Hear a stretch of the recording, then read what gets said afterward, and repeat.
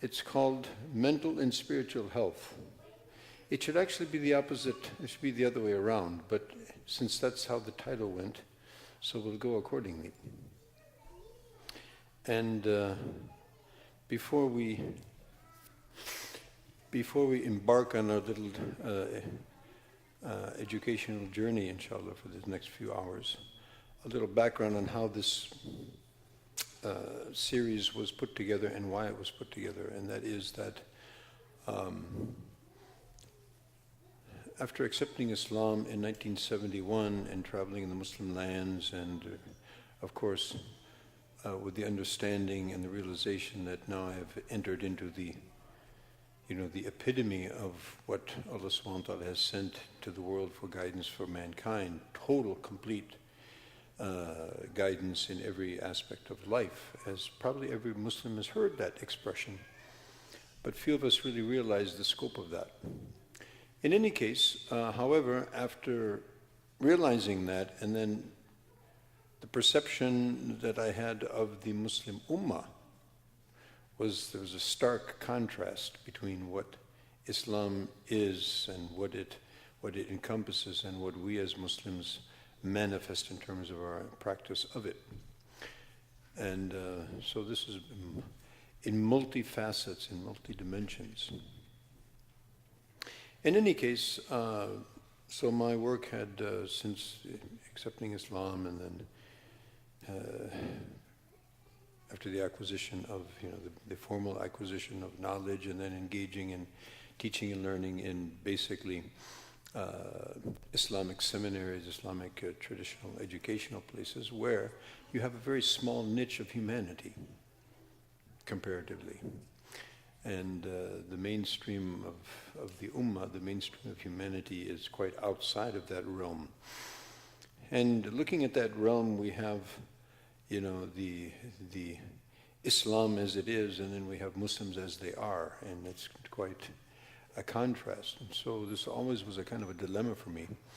And among the contrasts that were very, that posed quite a dilemma for me, was the condition of the various dimensions of health of Muslims.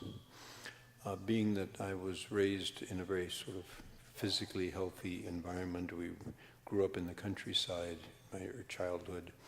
My mother, who recently passed away, was 95 years old when she died. There was nothing wrong with her except her life came to the end, really, basically. And so we grew up with a very healthy diet, healthy lifestyle in terms of exercise and sleep habits, etc., etc. Then I look around at the Muslim Ummah, and it's a total disaster. Diet is a disaster. Exercise, it's hardly there. Sleep patterns, etc., etc., etc. And so this always really disturbed me a lot. And if people ask me, you lived in Pakistan for 35 years or 40 years. You didn't become like a Pakistani? I said, no. You didn't start eating their food and all that and develop their... I said, no, I didn't go there for that. By the grace of Allah subhanahu wa ta'ala, so whatever positive things and much positivity was there, of course, we tried to pick up that and absorb that, but the negative lifestyle, the negative aspects of lifestyle in these cultures, I was always, not only did I try not to adopt those things, but I was quite an enemy of these things. So as a result of that, about a decade or so ago, well, also the encouragement of many of my colleagues, that why don't we set up, some sort of workshop, some sort of retreat, some sort of trainings for the common people outside of the madrasa, for the masses, and something that they can sort of give them a kind of generic approach at hands-on sort of interventions that we can do to change our lifestyle, so we can go towards a more healthy and meaningful way of living, not only spiritually but also physically, emotionally, socially, environmentally, and in all those dimensions. So as a result of that, this series went under construction and ultimately culminated after a period of time. And that was basically what I was focusing on until COVID hit. And in fact, when COVID hit, I was here in the States and I was touring around. I was supposed to go to the West Indies, and everything was shut down. I had to go back to Pakistan very quickly, and then I came back to America and took on a role of imam, etc., here in the States. So, but this was really in the past, you could say, perhaps around a decade, I've devoted a lot of attention to these type of things. And not only that, but also in all other aspects of life, because as we know that Islam is a total way of life, and it is, as we're going to see in our second section, it covers all activities and all roles in life. Now, how is that actually possible when most people have no clue how that works? So also, coming up with interventions or systems in which we can train the people of the various sectors, the people of the various spheres of life, of various professions, of various crafts, etc., how they can actually implement Islam in its totality wherever they happen to be in, and whatever they happen to be engaged in. Pursuant to that, we came up with a sort of a system which is known as the Ubudiyya business model.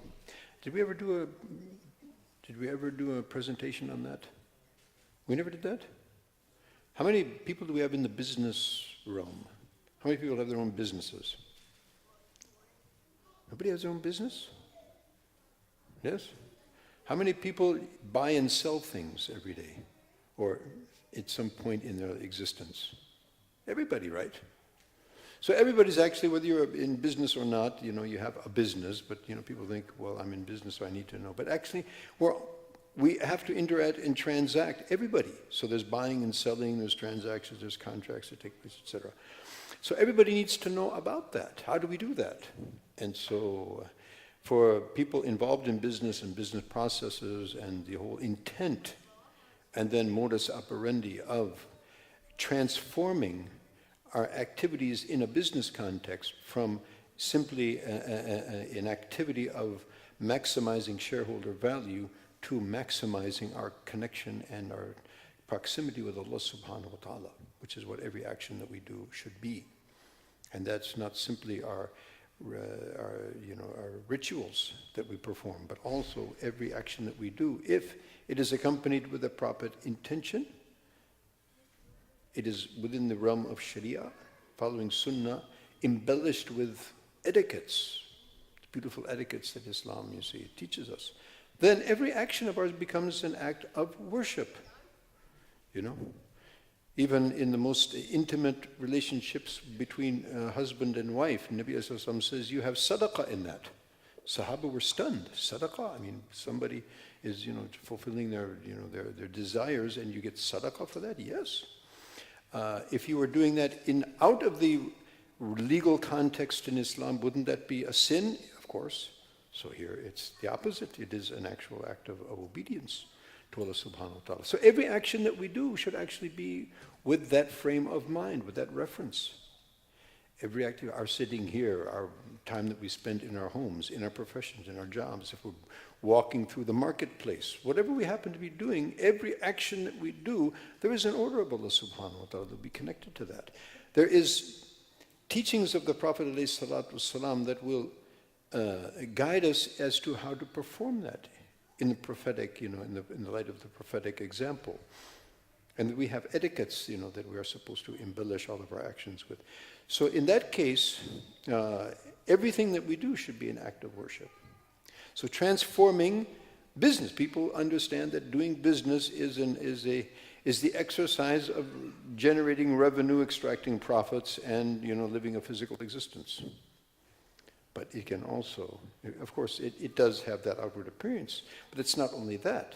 Allah subhanahu wa ta'ala has engineered that. He's engineered the hierarchy of human social systems and social constructs in a very sophisticated fashion. So even our way in which we acquire our rizq, our sustenance, is a very sophisticated, congruent to the level and the status of human beings. Allah subhanahu wa ta'ala could have had us just like cattle. We could go out and roam about in the pastures and graze on grass and drink water, and that would have been sufficient. But it made it very sophisticated. Even what we eat and drink is very sophisticated in its preparation. So everything connected to the human being is extremely sublime. It's extremely, elevated and exalted above, the systems which have been designed by Allah subhanahu wa ta'ala for all other species of living life. وَلَقَدْ كَرَّمْنَا بَنِي آدَمَ. So Allah subhanahu wa ta'ala has given honor and dignity above and beyond all other species of creatures. And in that light, we are supposed to act accordingly. So this series and other series which are along these lines, whether it be our health, whether it be our engagement in our trades and professions, in our social interactions, and even our connection with the environment and our perspective as to, how we deal with the environment. The issues of ecology, the issues of environment, the global warming, the climate change, and all of that. Again, we Muslims tend to be the people in the back of the bus, where we should have been, at the very forefront of all of movements of good works. And we find ourselves either non-present whatsoever or in the very end of the last ranks. May Allah subhanahu wa ta'ala give us tawfiq to take our rightful position in the front lines of all righteous action and all righteous movements. Ameen thumma ameen. Okay, so our title today is, and this is the dilemma of humanity in this day and age, the elusive search of happiness. We look around us and we see that people, you have this culture of entertainment. Why is entertainment so important in the Western world? Think about this. Is entertainment really so important? It's a multi-trillion-dollar industry. Every, people who are not otherwise, which are very few, who are not outside of that realm, most of the mainstream civilization in the entire world today is totally connected with entertainment. Whether it's on our laptop, whether it's on our screen, whether it's on our phone, headphone. People, they can't just sit and absorb, the magnanimity of creation all around them. That's enough entertainment as it were. But we have to have earphones. People are walking, it kills me. People are exercising in the morning, they're running in the park and they've got earphones. They have to listen to this synthetic stuff, And all they would have to do is just open their ears and listen to all the sounds of nature, and the sounds of Allah subhanahu wa ta'ala's creation. Because what happens is that if man is left to himself, his fitrat, his general basic nature, will haunt him and say, why are you here? Why do you exist? What is the purpose of your life? We don't want to ask those questions because those are questions that will require answers. We don't have answers. And thinking about the answer, that becomes dangerous. It becomes difficult. It becomes painful. And so how do we reduce that pain and alleviate, that conflict? Entertainment. Entertainment. Take one's mind and one's imagination out of your reality and put it into some fantasy world. And therefore, the social media is such a big hit. It removes people from their painful realities into the fantasy land of the virtual world. And the paradox is social, they call it social media. But actually what it does, and what studies have shown, it isolates human beings more than anything else. To the extent that even they found now that the DNA structure of human beings is changing as a result of this type of engagement. How that's happening, it's quite, it's mind-boggling, but nevertheless it's happening.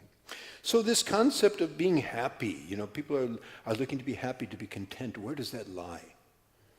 So let's just see some of the studies and some of the perceptions as to where happiness is. So is happiness or misery increasing?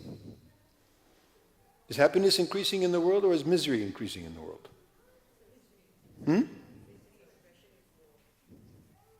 Misery. I mean, you would think, since we're so advanced technologically, then that advancement technology should translate into, an increase in everything that we would want to increase in, including happiness and contentment and satisfaction, which are the basic, human needs after their food, drink, and shelter, and etc. The main thing is people want to be happy. So we've advanced so far technologically, you would imagine, one would think superficially that we should have advanced in these areas. The fact of the matter is, materialistically, we are twice as rich as we were in the 1960s. This is studies that were comparing the conditions of people from the 1960s, when I was a child, to 2000. Now we're talking about, this was done, about 20-some years ago. So things have really ratcheted up since these studies were done, but nevertheless, it will give us an idea. So between 1960 and 2000, the divorce rates have increased twice. I would think you would put another 0 on that by now. Now, all of us who are engaged, in like my son Abdurrahman, all of us who have been, imams or directors of these masajid, more people come to us, about divorce than about marriage. Is it true? And so it's just not working. 3 times teen suicide rate. Of course, that was 2000. I'm sure it must be, 4, 5, 6 times by this time. Teen. We're not talking about people who have gone, failed in life after so many decades of trying, to make it in their careers. Teens. They haven't even entered into the main gamut of adult lifehood. And they want to end it. It's very common. I think we all experience that. 4 times rate of reported violent crime. I mean, when in human history did we have this idiosyncrasy? We had this phenomena that, did you realize this? Every day there are multiple mass killings. Of course, we see the big ones, that hit the headlines, but actually it's going on every day. There's some idiot that's just going somewhere and going into a mall, going into a school, going to wherever and just start shooting people. Nabi alayhi salatu mentioned that a time will come when there will be so much bloodshed, and yet, if you ask the person who killed, why did you kill? I don't know. And if you were able to ask the person who had been killed, why were you killed? No clue. We see this right in front of us, I mean, the person totally unrelated to anyone, just goes in and starts shooting people. Does this show that people are, happiness is proliferating, or misery? Obviously, this person is miserable. He's miserable, and he wants to, vent his miserable condition, and so he goes around and starts killing people. And this is going on every day. This has never happened. I mean, there's been a lot of killing throughout human history, but there was some tangible purpose behind it. Not that it was acceptable, but there was some reason, anger or revenge or whatever. This is totally just venting. This means we have a lot of misery going on. Okay, 5 times prisoner population. I don't know, probably you saw that at one time there was a video floating around all over social media that it came from one of these reality TV shows, that this guy was asking about, why is America so great? What makes America to be the greatest place? Did you see that one? You never saw that? No? So I would say, well, I think it's because this, I think it's because some young lady, college student, was asking this question, why is America the greatest country in the world? Somebody said freedom, and somebody said, so one fellow said, it's not. And everyone was shocked. How dare you say America is not the greatest country in the world? He said, no. Oh, yeah, it has the greatest number of this and this. And he mentioned all the negative specs. And among them, you have the maximum number of incarcerated people in the world in the United States. Think about that. Our prisons are full of people. So those people are not happy people. And the people serving them are also not happy, by the way. So 6 times increase in babies born to unmarried parents. In England now, very interesting in England, 2 very interesting, shocking things, but very interesting from a sociological standpoint. Number 1, England is no longer considered a Christian country. Did you know that? say, are Muslims in the majority? Are the Jews in the majority? Who is? No, it's not, but people who are a-religious are in the majority now.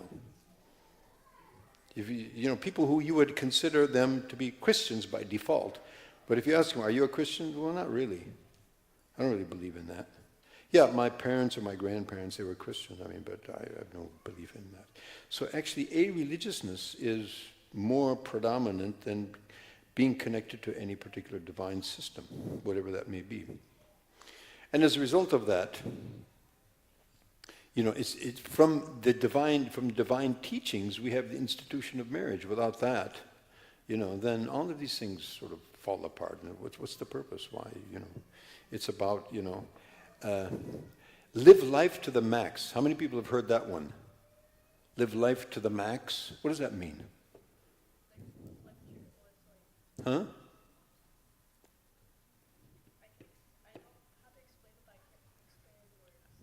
Yeah, we better learn because that's everybody's saying it. So what are they saying,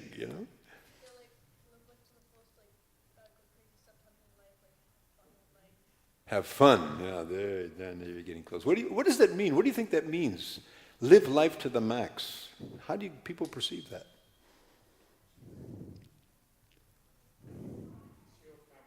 Huh? Pursuit of happiness, yeah. Ladies, get the most. So what would that look like?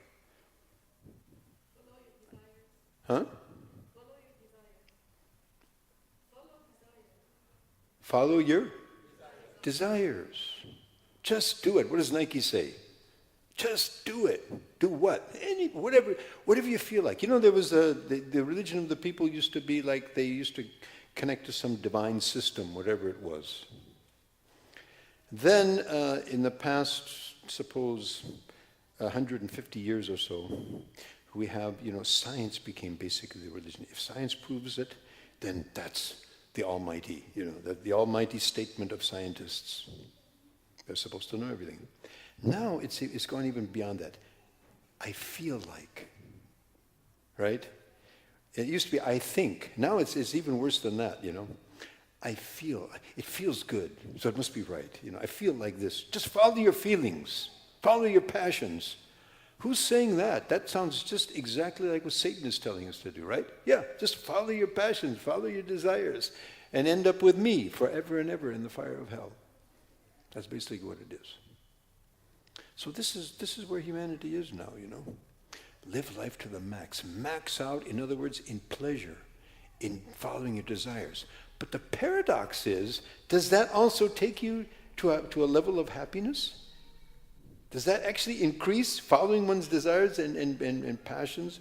Does that actually bring about happiness? Interestingly, no. And now even they have, because it's such an elusive topic, the pursuit of happiness. That's in our Constitution, by the way. Did you read that? It used to be the pursuit of money.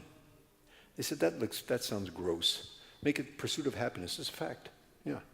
It originally was free in the pursuit of money, because that's basically, what the whole thing is about. But pursuit of happiness. In other words, we'll be happy if we're pursuing money. We get more of it. But the paradox is quite the opposite. 7 times increase in cohabitation, a predictor in future divorce. That's also another paradox. The people, this, we're going to see these stats, even among Muslims. Allah subhanahu wa ta'ala, guide us all. This is prevalent now,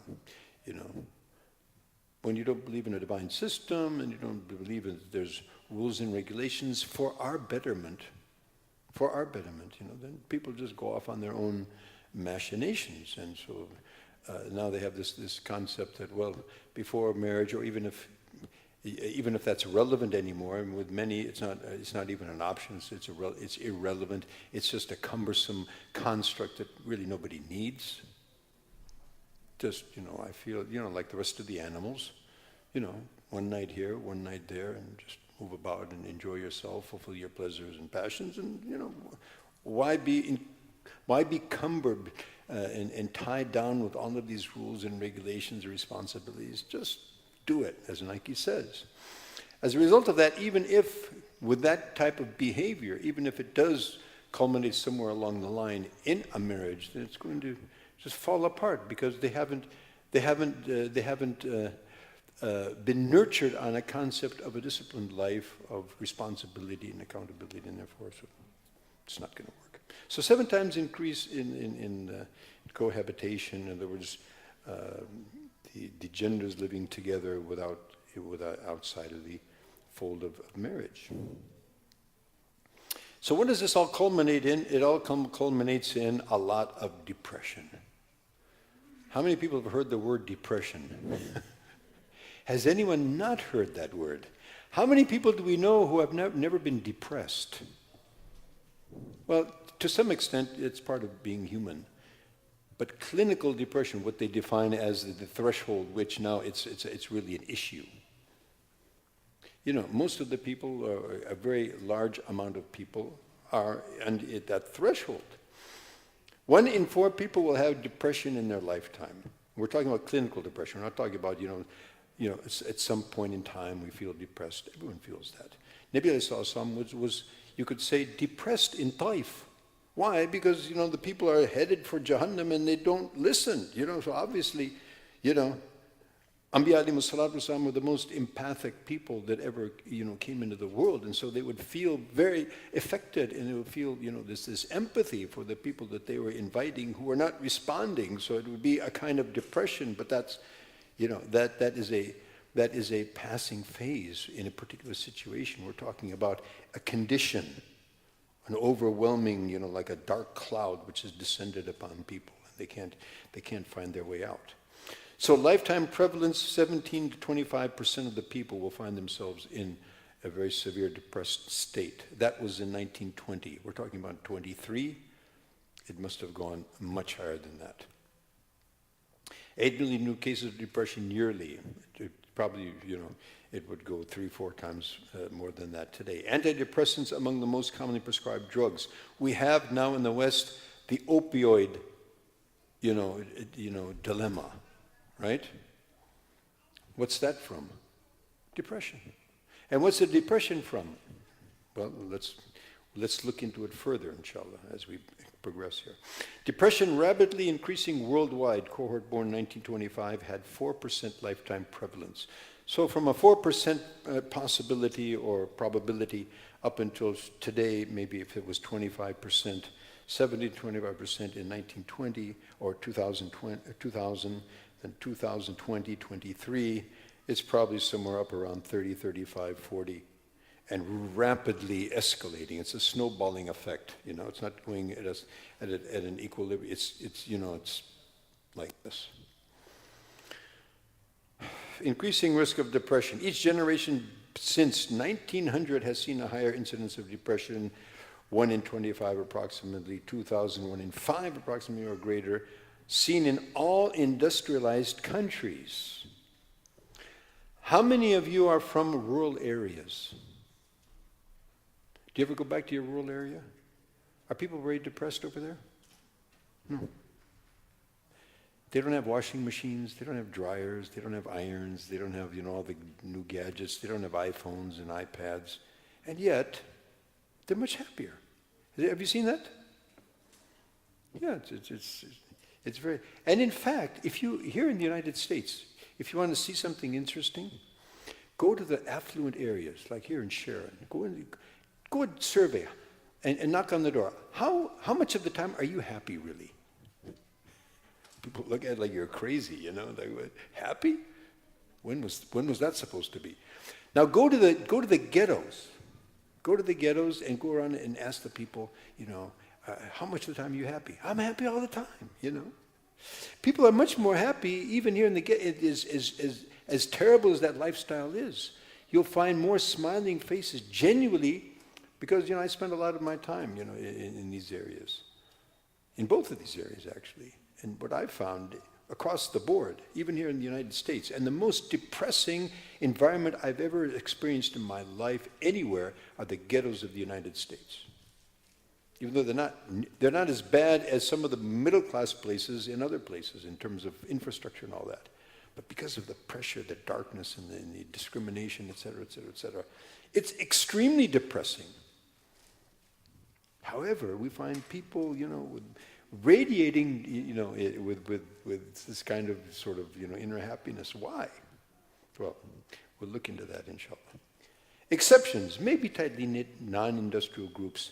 You'll find here in the United States, particularly in California, we have a lot of the Hispanic people who are the labor class. They're the only people that actually, if it wasn't for them, nothing would go on in California because all the labor is done by them, because they're ready to work, because a lot of them are illegal, they're ready to work for half the price. No American is going to do that work, and he's certainly not going to do it for what they're paying them. But these people, and where I was living in California, so it was, I think, I was one of the few English-speaking people in the whole complex. But these people were beautiful, they're very happy, they're very good. And they really had nothing. It was like, just living to pay off the rent, at the end of the month and all that. But much more happy, much more, you would see much more, happiness on their faces because they were living a much more natural life, better family structure than the run-of-the-mill, what you would find, in most American society. So exceptions, maybe tightly, people who have some culture of family, ethics and some morals, and they're very religious people. They're Christians nevertheless, but they're people. I've never met a Mexican or Hispanic person on al-itlaq that was an atheist. It's interesting. There may be, I would assume probably there is, but I've never met one, right? And so even, as it's mentioned, that even if you're not even on the right religion, you're on a wrong, but you believe in something bigger than you, that there's some divine, that in itself has a great impact, on personal happiness. And so, looking at the kinds of happiness as people perceive it and the way in which they aspire to achieve it. So, the gross, hedonistic, pleasure, desire, the basest of all, so like, the physical pleasures. And these are the people, like, and of course, being a former musician in show business, and so I've seen that firsthand. In fact, that was one of the reasons why I fled that lifestyle, because most of my colleagues never saw the age of 30. There's an interesting club that's called the 27 Club. These are, famous musicians who all died at the age of 27. Interesting, 27. There's a whole list of these people, Usually drug overdoses, sometimes suicide, sometimes murder, but generally drug overdoses. Why were they on drugs in the first place? In the pursuit of, you guessed it, what? One of the most, and the epitome of that whole, that whole concept, there's a group which is still alive, the Rolling Stones. Have you heard of that group, the Rolling Stones? Hopefully you wouldn't have, but probably you would have. So it was a famous group from the time I was a kid, from our age, from our era. And one of the most popular songs that they had was a song called Satisfaction. So the name of the song was Satisfaction, written in big letters, and then in parentheses, just can't get no. In other words, I can't get no satisfaction. So that was the whole song. It was one mantra. It was one verse, and that was the whole song. I just can't get no satisfaction. I just can't get no satisfaction. I can't. I try. I just can't get no satisfaction. And all the fans, wow, great, we love it, You love it.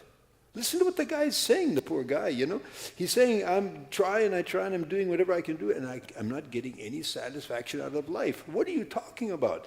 You're on the top of the charts, You're selling millions of records, You got villas all over the world. You're flying about the world in your private jet. Whatever money can buy, you have it, and you can't find any satisfaction? No, that's what he's saying. And he's saying that. He's publicly announcing it, and nobody's understanding it. And everybody would like to be in their shoes, except the people who have been in those shoes. And They're trying to get out of it. So that lifestyle, it's the most narcissist type of lifestyle, hedonist. It's, and so luckily for me, at a young age, I said, no, I'm not interested in this at all. I don't want to die, in the bottom of a swimming pool somewhere, OD'd and drugged. So, but few people actually escape that. Usually they end up very terrible, a very terrible ending. So that's one thing. This the base and the most grossest and most basest of human desires, just living a life of fulfilling that, which is what we pretty much have today. It's just, filling the mouth and filling the stomach and what's below, and that's pretty much what the life is all about. And if you look at the entertainment, you look at what's being promoted. That's the lifestyle that's being promoted. That's what people are, and it's just an open thing. And the disasters, the outcomes of that are obviously disastrous. Unprecedented depression, unprecedented, mental conditions that human beings have never experienced before. Okay, the next level is following one's passion. I have a passion to do this or a passion to do that. I have a passion to make a new gadget. I'm passionate about my work. I'm passionate about, okay, so what? Right? I'm passionate about making a new good chair, that people would, really appreciate it. So we have also the next level that's not as bad as that one, but still, it's not something, really magnanimous. It's not something very elevated, very, sublime, congruent to the position of humanity, And if you look at this, what people are passionate about doing in their careers and what they've made they're predicated their lives around, really has no meaning. And therefore, if we ask this question, if we ask the people who go to work, why do you go to work every day? Because you have to or you want to? We can ask that question. How many people are working? Go to jobs. I hope all the men do. Some of the women do, yeah. How many of you go to work every day because you want to? And I'm just saying you want to because you want that check at the end because you know what it means, but you really enjoy what you're doing. Wonderful. Any of the ladies? You're going because you like to? Okay. How many people go because they have to? Be honest.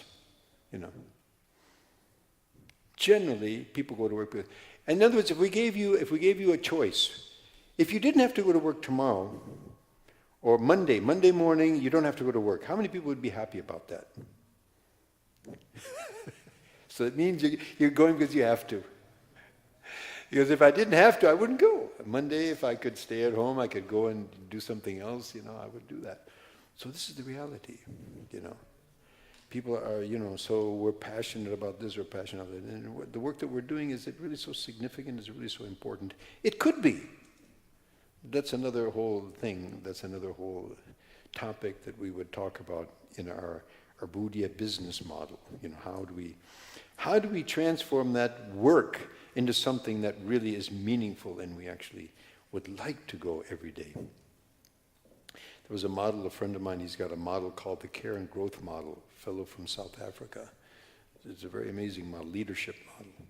So he begins his workshop with, who is the boss that you would like to work for? Just describe him. And this is a workshop for, business leaders and top management and all that. And so, people write down that I would, this is the boss that I would like to work for, I would like, I'd be really comfortable and really love to look. So they write down the characteristics. So he says, okay, this workshop is going to be how to be that boss that people would like to work for. So anyway, so we have this pleasure, gross pleasure, base, gross pleasure, pursuit of happiness, thinking that we'd find it there. Then we have people who are, they're passionate about their craft or their trade or something like that or whatever, and they think they're going to find happiness in that. Then we have another higher purpose, something above and beyond tangibles, an intangible higher, sort of noble cause for which. Therefore, you find charitable people who work for NGOs, people who work for charities, people who work for humanitarian services. They're generally very happy. Have you ever noticed that? People who are charitable, people who, they serve others, they find happiness in that. You'd think the people who are being served, they would be, but no, it works the other way around. In serving others, you find more happiness. In giving to others, you find more happiness than being on the receiving end. There's a famous book of management, and in that management, they're talking about culture development, which they've identified as being very important. Of course, we know that as Muslims, because Nabi Sallallahu, the first thing he did in Medina was to develop culture, which is one of the objectives of building the masjid, because that is a center of Islamic culture, right? So we as Muslims know that environment is extremely important, and the company that we keep is going to be extremely influential. So they come up with this thing, okay, how do we translate that into dollars? That's what modern capitalism is all about, translating all things at the end of the day into dollars. So if we want more dollars, we need better production levels. To get better production levels, we need more motivation of the people. And to get more motivation, you know what? Just giving them material benefits is not sufficient. We give them bonuses, we give them perks, we give them vacations, but we're just not getting that level. But what they found is, if you create an environment which is, it creates a kind of this feeling that I'm doing something very important, or I'm doing something, I like this environment. So people become more productive. They become more productive, we make more money. So this whole chapter was about, a higher purpose, a purpose higher than money. So when I read that, I said, well, this is looking interesting. So what would that be? So he says, a purpose higher than money. For example, that we're doing something that's good. We're doing something that's intrinsically something nice, it's good, it's moral, it's ethical. I said, that's all you have to say, So a Muslim, everything that he does is to seek the pleasure of Allah, and through that enter into paradise. So obviously, the person who has his sights on such intent, with such objectives, then what's the level of happiness? Now these studies have shown that the higher the level, the higher the objective above and beyond material things, you are in the pursuit, of higher meaning, then the more higher your level of happiness is going to be. How many of you seen these videos, of our brothers and sisters in Palestine? What's going on? I mean, this is the most horrific, genocide going on in recent history. But how many smiling faces do you see? These children are saying and they're smiling in the face of all of that. How is that possible? How is that possible? When you have a higher objective. There was a fellow, he was in the battle, a Sahabi, he was in the battle. So one of the mushriks, he took a spear and threw it, and he killed him. The spear went right through him. And this fellow said, Fuztu bi Rabbil Kaaba. He said, I have succeeded. And he swore by the Rabb of Kaaba, the Lord of the Kaaba. Obviously, Allah subhanahu wa ta'ala. So this mushrik, he was saying, I killed this guy. And he's saying, I succeeded? How in the world can he consider himself being a success when he's lost his life? He's lost everything. So this intrigued the fellow. So he started to question. He did his own little research. Okay, why did this fellow say that? So he asked Muslims, what do you mean by that? He said, because this fellow was a martyr. A martyr, before the first drop of blood hits the ground, he's forgiven, and he goes straight to paradise. Those of you who were here yesterday, we talked about that, right? Everybody else is going to have to wait, right? They go straight into paradise. And of course, at the time of death, you're going to see, your masir, you're going to see your ultimate outcome. And if it's good, you're going to love to leave and proceed further. And if it's the otherwise, it's going to be the worst moment of your existence, right? So this fellow, So it seems that this fellow has been utterly, he has, failed the greatest failure. His life has been taken from him in a very horrific way. But the fact of the matter is that he is seeing himself, and the reality is he has succeeded the highest of successes. So what is the overall take of that? Is that where people with their very short-sighted, their myopic vision of things in general, where we see success, actually there's failure. Where we see happiness, in fact, there's distress and depression. And where perhaps we see failure, or generally failure is seen, depressive circumstances are observed, perhaps there is actual true happiness. Paradox of life. There's another concept that, some people say, well, it's all, I'm under the circumstances, it's not in my hand, and just because of my DNA or because of the way I was born, because my parents were such and such, I was born in certain status, I was born in a particular place or whatever. So I'm just sort of, the victim, the victim syndrome. And since I'm a victim and I have no authority and no control over my destiny, so all of these outward factors have now predicated my destiny, and so I am, and I'm helplessly, overwhelmed by all of these things. But the fact of the matter is, looking at it even from a purely materialistic outlook, which these studies were basically done by, people without, reference to the light of the prophetic teachings and the divine revelation. So still they're saying, 40% of whatever is going on, you have directly under your control. Of course, we would have to add as Muslims with the tawfiq of Allah subhanahu wa ta'ala. Genetics, yeah, they have an impact, but that can also be managed and mitigated. And then circumstances around 10%, So, you're not doomed, to be miserable, and there's nothing you can do about it. There's much you can do about it with the tawfiq of Allah subhanahu wa ta'ala.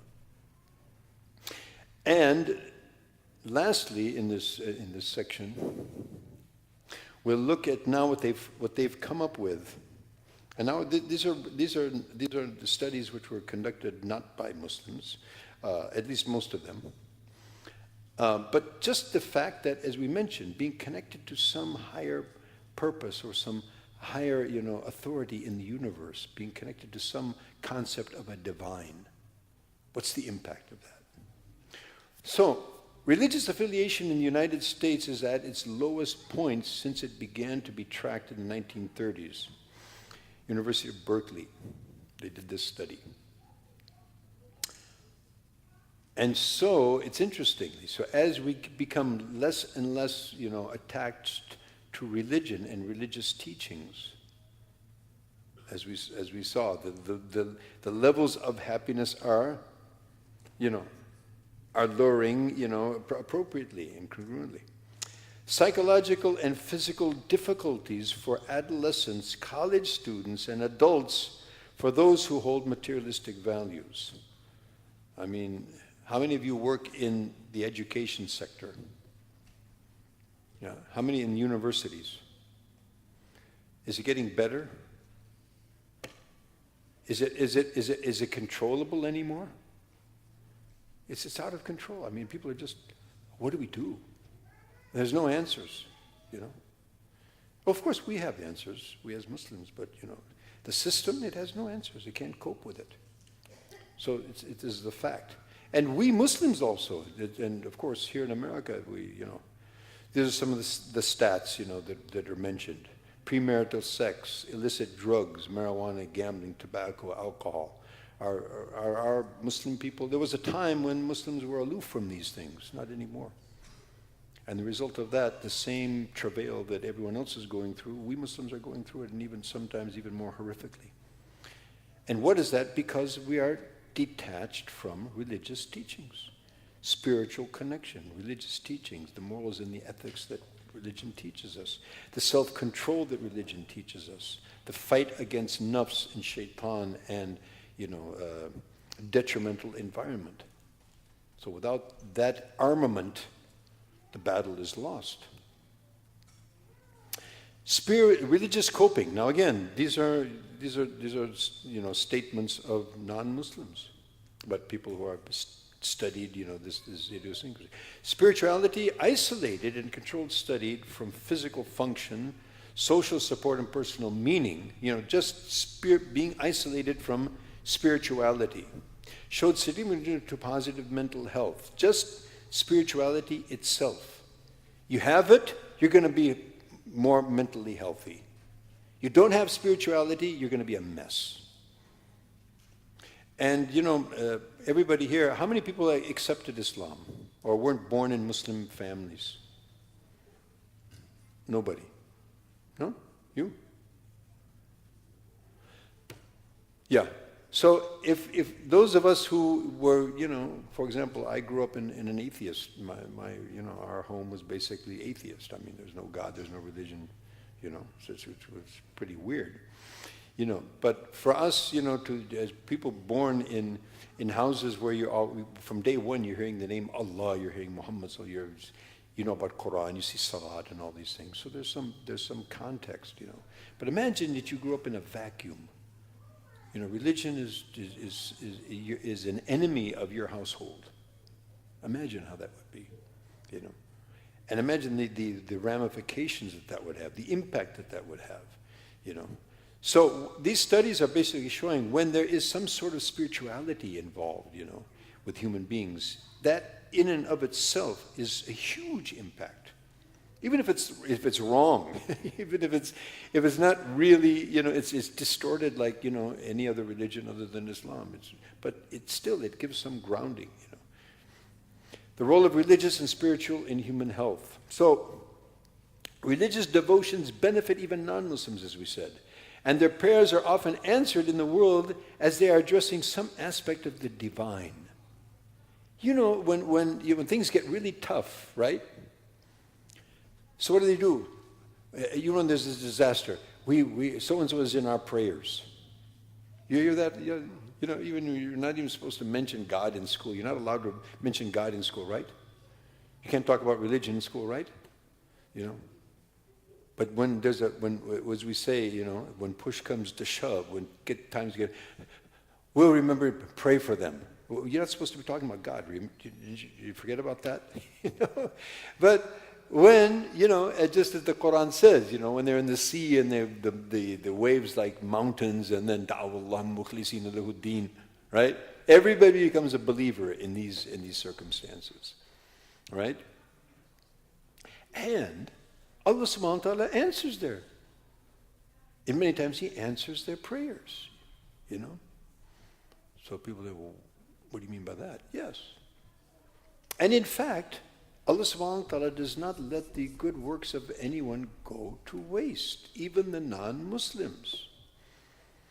Therefore, people who are charitable, they have good character, or they deal with people equitably and with justice, they're going to get a reward for that. The thing about it is that it's going to be in this world. They did it in this world, for this world, they get it in this world. They get it. Happiness itself was enough reward that Allah would give them. But in the hereafter, account closed. Very unfortunate. Right? So, any sort of connectivity with something religious or something connected with the divine, it's going to have a positive impact. In the world, at least. And also, you could say to some extent in the next world, because Jahannam is not one level, right? Just like Jannah is not one level. Jahannam, it has many levels. Darakat. وفي الجنة درجات. So al-munafiq, the hypocrite, said dark al-asfali min al-nar. So there's going to be people at the very bottom of the pit. There's going to be people at the top. Rasulullah mentioned that, Abu Talib is going to be, because of his goodness towards Rasulullah and his helping of Islam and all that, he's going to be in the very top of Jahannam. So what would that look like? So he says there's going to be 2 coals, embers, in the arches of his feet. the heat of which is going to cause the brain to boil. And he's going to think that I'm in the worst of it, and that's the best of it. So there's nothing good about Jahannam wherever you end up, but there will be more severe. There's severe, and there's more and more and more severe. Allahu Akbar. Number 2, evidence increasingly shows that faith offers more solace, peace of heart, and actually assists in the healing process. How many people have heard of psychosomatic illnesses? Right? What does that mean? Psychosomatic illness. In other words, the mind, the mind is actually, the mind is bringing about a condition of illness, or it can bring about a condition of wellness. In one of our sessions, we mentioned earlier here, if any of you were present, that there was an incident that took place in Chicago years ago, and this fellow, he used to clean out, the train cars, the carriages of the train. So he used to clean that, and so he was cleaning a refrigeration car, and he got locked in somehow. And of course, this is before mobile phones and all that, and so he's locked in this refrigeration car, and there's no way to communicate to the outside. So now and it's not going to be until the morning that somebody would actually perhaps find him. And so he just, well, I'm going to freeze to death. And that's exactly what happened. He froze to death. The funny thing is that when they found him, they found that the car, actually, it wasn't turned on. The refrigeration unit wasn't on. But he thought he was so convinced he's going to freeze to death, he actually froze to death, mentally, So the human mind has, huge power, that Allah subhanahu has given it, So if it's moving in a positive direction, it has impact even on the physical, dimension of the human being, positively and negatively as well. Duke University studies founded by National Institute of Mental Health, the degree of religious faith in chronically ill measurably affected the speed of recovery from depression. I mean, that's pretty common for people of faith to know that. We as Muslims, we see it all the time. But for people that don't have faith, that's something quite astounding for them.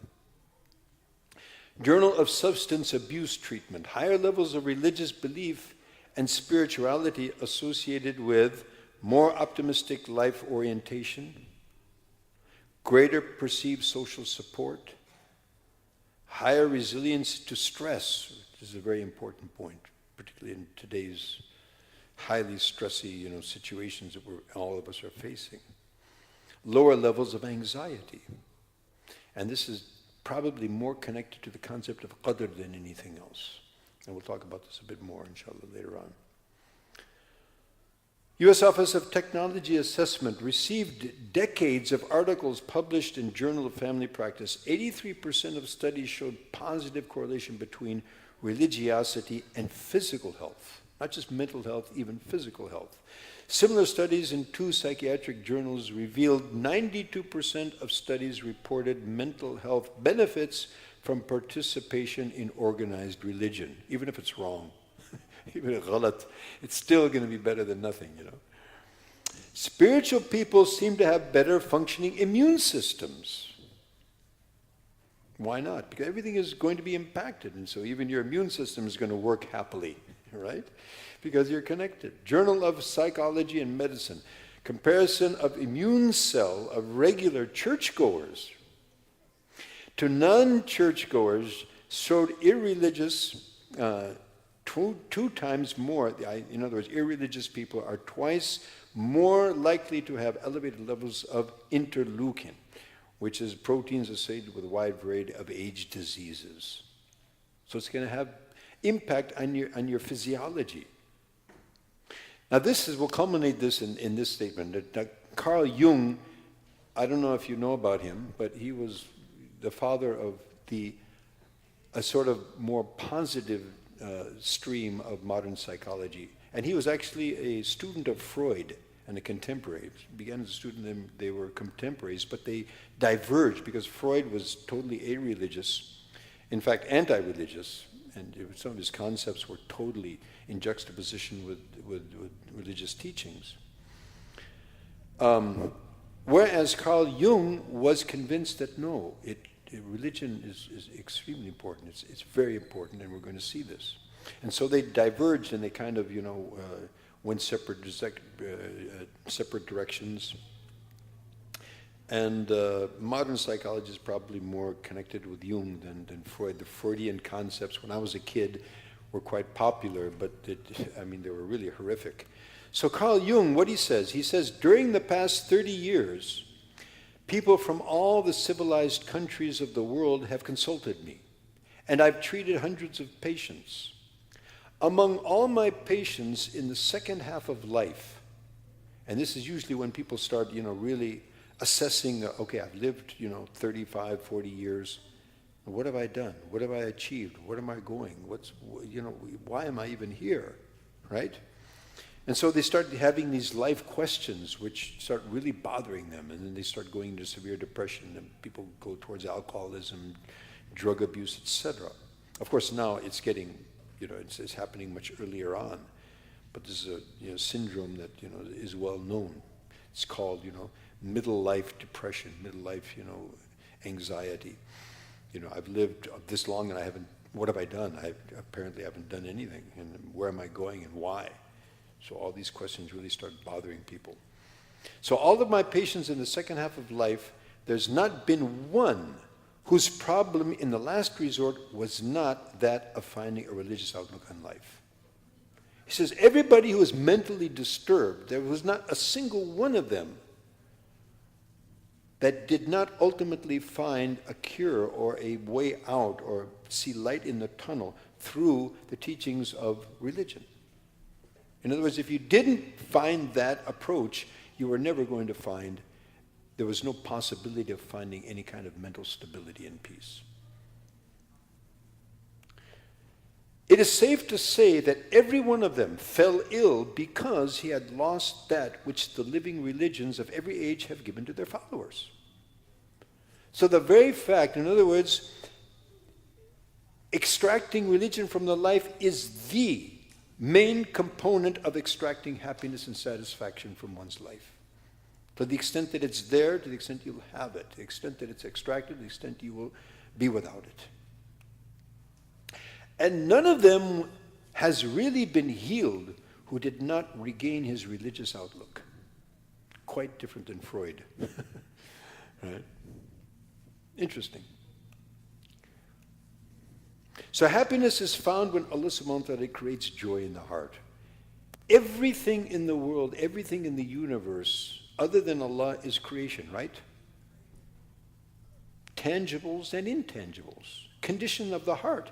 Is that created or that's uncreated? Is there anything other than, creation? And everything that is not the creator, it's creation. Whether it is tangibles, physical things, whether it's conditions, whether it's situations. That's why we were talking about yesterday, the situations that we find in the calamities and trials and tribulations going on in the world. It's either Allah has nothing to do with it, a'udhu billah, or He has everything to do with it. And so we as Muslims believe that He has everything to do with it. Nothing is happening in the universe. لا تسقط من ورقة إلا يعلمها ولا حبة في ظلمات الأرض إلا. Yeah. Excuse me?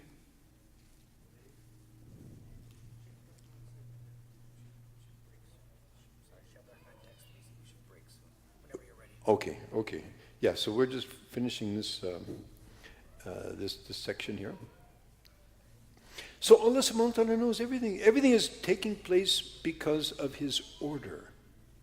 So even our conditions, even our situations, even what one feels, these are all creation of Allah subhanahu wa ta'ala. So happiness is a creation of Allah. It's not that you can, I'm going to strive to be happy and I can do that on my own. Without the tawfiq of Allah subhanahu wa ta'ala, nothing happens in this world. Without His permission, nobody's going to be happy and nobody's going to be sad. وَأَنَّهُ وَأَضْحَكَ وَأَبْكَى. Allah subhanahu wa ta'ala creates happiness in the heart and as a result, laughter. وَأَبْكَى. And He causes people to cry because He causes that condition of the heart of sorrow, anxiety, whatever. And people, as a result of that, manifest, that in crying. So happiness is found when Allah subhanahu wa ta'ala creates joy in the heart. Lasting joy endures through all of this life and all of the next. So real happiness, real joy is that which starts from this life and continues on to the next forever and ever and ever in eternity. That's real happiness, real joy. The most joyous person is someone in love, right? Newlyweds, the classic example. The newlyweds for the first, they say the honeymoon, at least for the first month, it goes pretty nice and everyone's pretty happy about that. After that, then it may go that way or it may go another way. But in any case, when somebody's in love, they're the most happy and joyous of all people. And so, if someone is in love with Allah Jalla Jalaluhu, then what kind of happiness and what kind of joy would that be? And that's true love, right? So the most joyous person is a person who is in love. And why do we love and enjoy something or someone? Because of their beauty, their advantages, they're good to us, they're kind to us. So these are the what we call bawa'ith, the things that, that induce this feeling of love and affection. And so Allah subhanahu wa ta'ala is the most beautiful, the most advantageous, the most beneficent, Ar-Rahman, Ar-Rahim. And so, if someone experiences the divine love and a relation of love with Allah subhanahu wa ta'ala, he is definitely going to be the most happy of human beings. So he alone creates joy in the heart. And so, ala bi dhikrillahi tatma'in al-qulub. And by the remembrance of Allah subhanahu wa ta'ala, that loving relationship in remembering the names and the attributes of Allah subhanahu wa ta'ala, and that connection with Allah subhanahu wa ta'ala, not simply an exercise of the tongue, but an exercise of the heart, a cognition of the mind, a true loving construct with Allah subhanahu wa ta'ala is the basis of all joy and happiness in this world and in the next. Okay? So having said that, inshallah, we'll have a little break and we will return in... You have an announcement? Sure. Assalamu alaikum. So we're going to break for food, inshallah. I just request if you've eaten, please don't go back for seconds or thirds. This is only for people who haven't eaten yet. We have pizza outside. So for those who haven't eaten, inshallah, please make your way outside to eat. And for those who have eaten, inshallah, you can wait until the rest have eaten, and then there's leftovers, inshallah, we'll distribute. We'll break for 15 minutes, so it's 2:35. We'll reconvene at 2:50, inshallah, and we'll reconvene class then. Jazakumullah khair. And keeping in mind that happiness is in following the orders. So if we'll all follow that, inshallah, we'll all be very happy, inshallah. Subhanakallahumma wa bihamdika nashhadu an la ilaha illa anta astaghfiruka wa atubu ilayk. Wassalamu alaikum wa rahmatullahi wa barakatuh.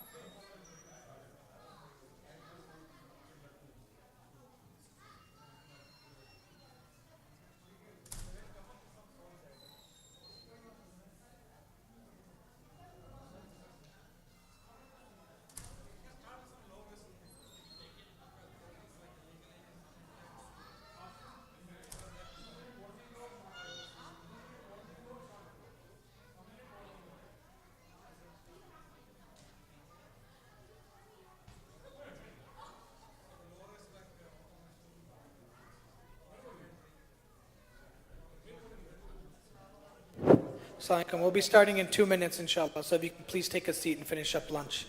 Jazakumullah khair.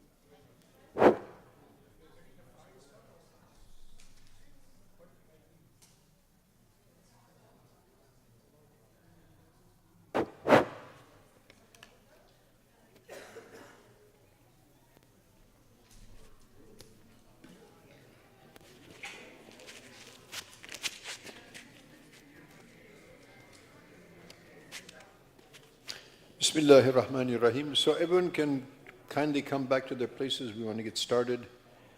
The scope of discussion is very, very vast. The time that we have is very, very limited. So let us proceed. Absolutely, inshallah.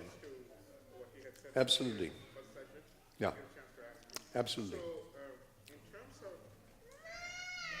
pursuing an outcome that you think that it might be a happiness that relates to your psyche, and putting, doing preventive measures towards it to make sure that that goal is achieved. On the other hand, you said Allah subhanahu wa ta'ala does everything. He's a master of all the things that happens to you happens to him. So my intervention towards it, am I doing a sin here, or should I be doing it? I'm having some. Yeah, this is the question of qadr. Do we have freedom of will or not? And the answer to that is we have, but it's limited. It's under the auspice of Allah subhanahu wa ta'ala's irada. We have irada, Allah has irada. And if our irada coincides with the irada of Allah subhanahu wa ta'ala, then it's good. But in other cases, مَا تَشَاءُونَ إِلَّا أَن يَشَاءَ اللَّهُ. Whatever you wish to do, you cannot do so unless Allah subhanahu wa ta'ala also wishes it. But in that we understand that we have a limited freedom of will. As such, we're responsible and accountable. However, nothing's going to happen without the permission of Allah subhanahu wa ta'ala. For example, did Allah give permission to kill people, to destroy homes, to destroy whole lands? And so is Allah subhanahu wa ta'ala bringing that into existence? So how do we reconcile that? So it doesn't mean that Allah subhanahu wa ta'ala forced people into doing right or into doing wrong, but rather Allah subhanahu wa ta'ala, for the sake of our trying to, with our limited human cognition, to understand that, wrap our heads around that, as we say. So a sort of a rough and rustic analogy would be like, suppose I'm a teacher and I have students, And I know that this student is a very hardworking, diligent student, and this student is a lazy, useless fellow. So I give the prediction that, let's say Abdullah is student A. He's going to get an A in the examination. And as for Khalid, student B, he's lazy, I know, and he's going to fail. So now, lo and behold, after the examination, Abdullah gets an A, and Khalid fails. So Khalid says, well, teacher, you said I'm going to fail, so it's your fault, not mine. I didn't force you to fail. You're the one who failed, but I knew it. And so I recorded it, if you will. So Allah subhanahu wa ta'ala knows everything. Everything that's going to happen, it's all in front of him. There's no past, present, future. Allah subhanahu wa ta'ala is knowing of all things, which includes all times and everything that's going to happen. So it's not that Allah subhanahu wa ta'ala forced us into doing things, but He knows what we're doing, and it's been recorded.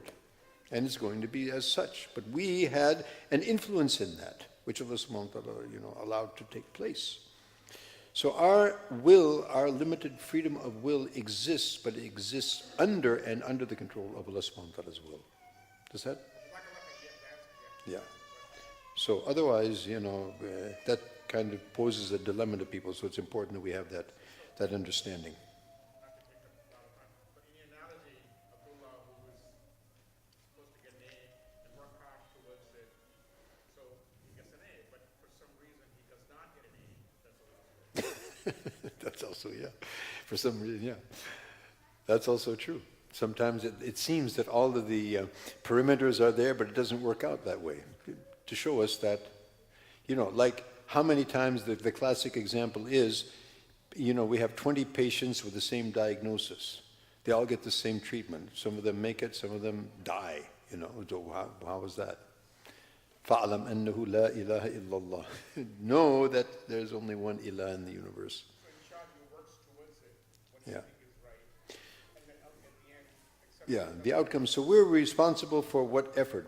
In other words, the basic thing that we need to keep in mind is what options that we have under our control we're responsible for.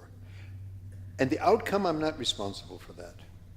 So therefore, maybe I did all the things I was supposed to do, but Allah subhanahu wa ta'ala didn't bring about the outcome that I was expecting. Doesn't matter. Relax.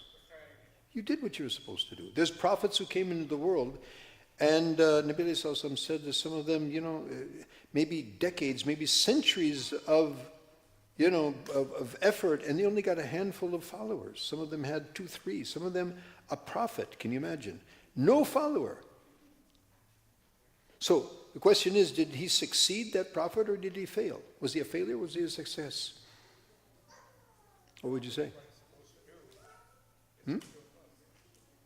This is interesting. In our Ubudiyya business model, this is one of the concepts that we teach. In modern business, conventional materialistic, capitalism, it's all about outcome based. And so your perk and your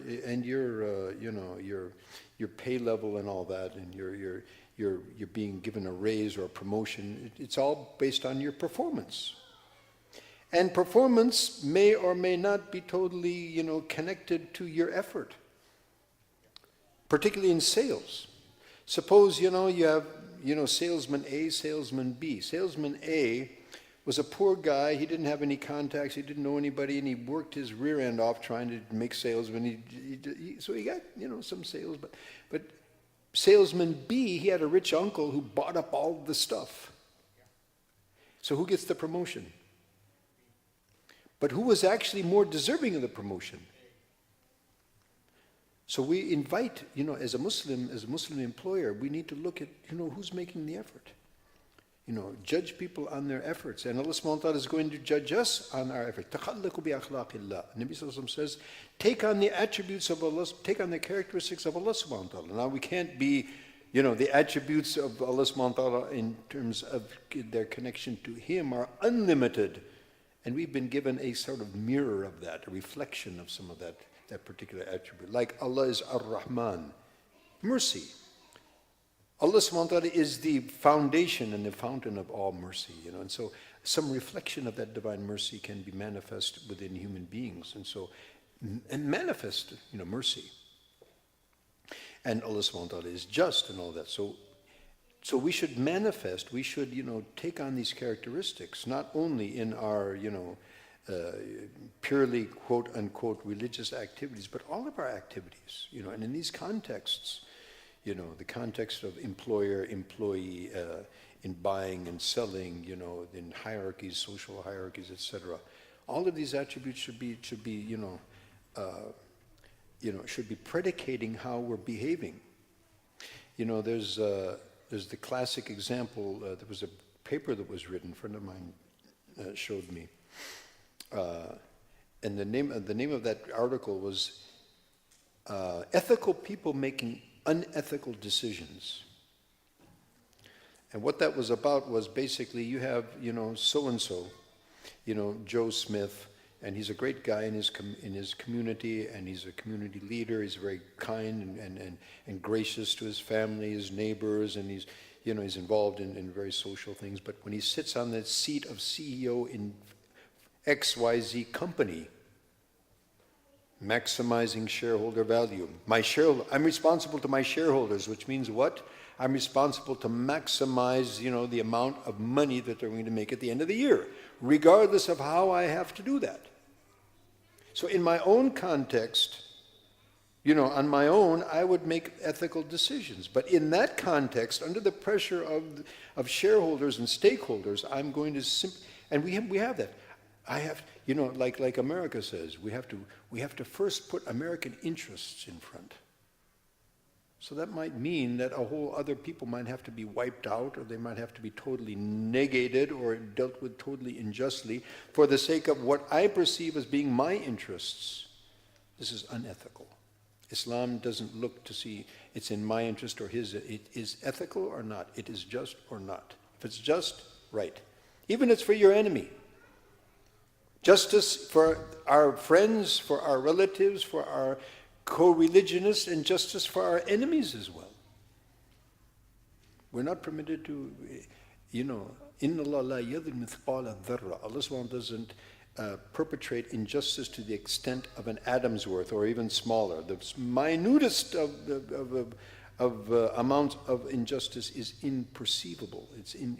It's not possible to be connected with Allah subhanahu wa ta'ala. And this is taking on that characteristic and those attributes is what a Muslim is supposed to be all about, right? We went off on another tangent, but it's all, I think, within the context. Any other question from what we've taken up to now? Okay, so we come to this conclusion, which probably we had come to previously, that Allah bi dhikrillahi tatma'innu al-qulub. To remember Allah subhanahu wa ta'ala, in that happiness is going to be achieved. No other way. So, it's about spirituality. And spirituality begins, in the fountainhead of all spirituality is Iman. Right? So let's look at this. Now we all, as Muslims, consider ourselves, as Muslims, and we consider ourselves a people who have Iman, right? Yes? So how important is this Iman? What is the importance of this Iman? And what's its impact of Iman in this world and in the next? Here's a question. So I invite you all to think about this. And what do you think? How important is Iman really? First of all, in this world, what's the benefit of having Iman in this world?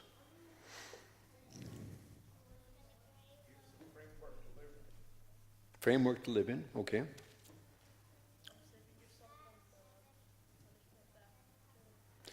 Protecting yourself from? From Jahannam, yeah, but that's in the next world. What about in this world? Is there any benefit in this world also? Yeah? Huh? Justice, in the sense that if we have Iman, that would promote us, or that would propel us to be just, because we know if we don't, we're going to be accountable. Yeah, absolutely. What else? Yes.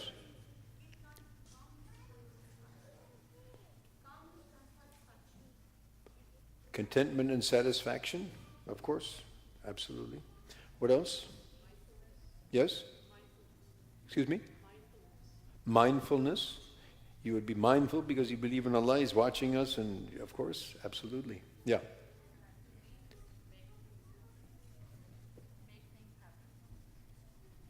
make things happen. Can you explain what do you mean by that?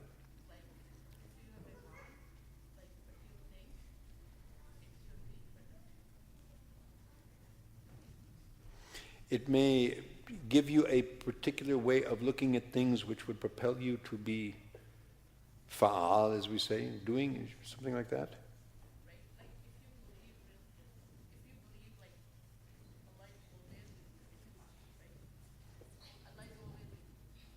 Allah is always with it, and so, yeah, absolutely.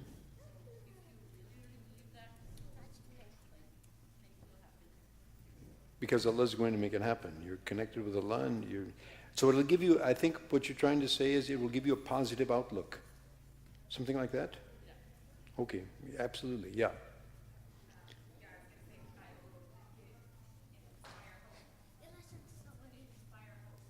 Inspires hope, absolutely.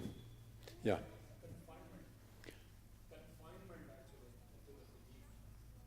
Confinement. Can you explain that a little bit?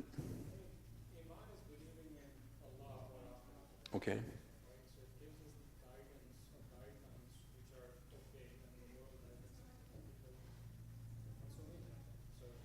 And that itself is going to, yeah, of course, that's going to have huge impact. Yeah.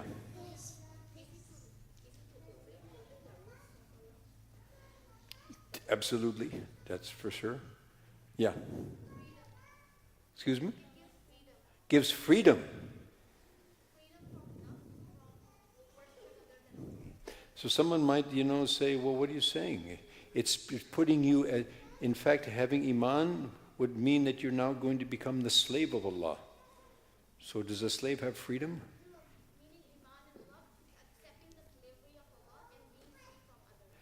Interesting, what she's saying is, if I understand properly, and since she was my stellar student, and she understands better than me, actually, as a matter of fact. So probably what she's trying to say is seeming, and this is the paradox, people say, this religion is so confining, you have to do this, you have to do. And that is freedom. If you're not a slave of Allah, you'll be a slave to other than Allah. Your passions, your desires, the fashions, the trends, Like one of these, this college student back, I don't know, about 20 years ago, I read this.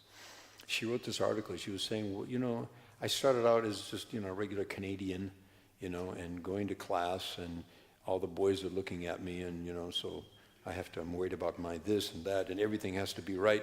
And then I became more religious, and then I put on, my hijab and burqa and all that thing, and now nobody knows how I look like, and I'm just so relaxed now. Right? So she was saying, and this is the poor women, this feminism thing, and just, everything is just, so these women are just so, obsessed with their appearance. It must be huge stress. I mean, alhamdulillah, I'm not in that situation, but we can just try and imagine what kind of stress they're feeling, that they're under the spotlight of everybody, It's terrible. So they actually, in this servitude of Allah subhanahu wa ta'ala is actually the ultimate freedom. And of course in the next world you'll have the ultimate freedom. So yeah, absolutely. What else? Yeah. What's that? Spiritual solace, achieving spiritual high. Of course, no doubt. Yeah. What he says? Yeah, unfortunately I can't hear what you're saying.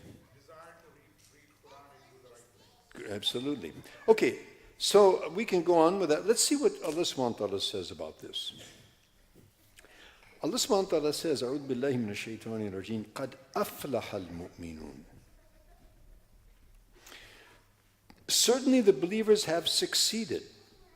Now this is a very succinct statement by Allah subhanahu wa ta'ala. Qad, number one, and very interesting how it's constructed in the Arabic language. Qad, we call this harf al-tahqiq. It's like there's no question about it. That the Muslims have, and interestingly, in the past tense, aflaha, fi'l madi, it's the past tense. They have already succeeded. Well, many of them haven't even come into the world yet. But already they've succeeded, in other words. So the person of Iman, even though he may be now in the process of living and the process of accountability, but ultimately it's as though he has already succeeded. An analogy to that would be, for example, we have this concept, in organizations called troubleshooter. You ever heard that expression? In business, we have this kind of guy. If you have this complex business and it's kind of, it's kind of stressy, and you have, things that need to be done, and you got this guy called a troubleshooter, and he knows how to get this stuff done. Pakistan, who's from Pakistan? You got these guys very famously, you've got these kind of guys, right? We know so-and-so, it's going to get done, right? So you say, suppose our troubleshooter, his name is Abdullah. Abdullah, I need this to get done. Boss, it's done. Right? Done. He hasn't done anything yet, but I have so much, certainty that Abdullah is such a good troubleshooter. It's, okay, my worries are over. I'm just going to relax now. So that's what Abdullah says, and Abdullah is just as, he's a very weak human being, whoever he is. Allah subhanahu wa ta'ala says, قَدْ أَفْلَهَا, he has succeeded. Who are the people of Iman? And who are the people of Iman? We're going to be looking into that. Who are they? What are they? What are their qualities? But nevertheless, the people of Iman, they have succeeded. And what kind of success? Falah, the ulama explained to us, it's not success in your career, success in your family, success in your business. It's every kind of success imaginable in this world and in the next. So a totally comprehensive success in every dimension and every aspect for the people of Iman. Allahu Akbar. So basis of ultimate success and comprehensive success in all aspects, dimensions is based on Iman. That's pretty important. In both the worlds also. Okay. On the other hand, now unfortunately I had lost my laptop, and then these things went up on the cloud. When they came back from the cloud, they didn't rain down like they evaporated. So this got corrupted. I haven't had time to actually fix this up. Anyway, we'll have to do that in the future. So here is actually the Surah Al-Asr. وَالْعَصْرِ إِنَّ الْإِنسَانَ لَفِي خُسْرٍ. Okay? By the time, indeed, mankind is in loss. On the other hand, this is the flip side of the equation. وَالْعَصْرِ, Allah subhanahu wa ta'ala swears by the time, and time is a thing that always has been, it always will, it goes on. It's a huge oath.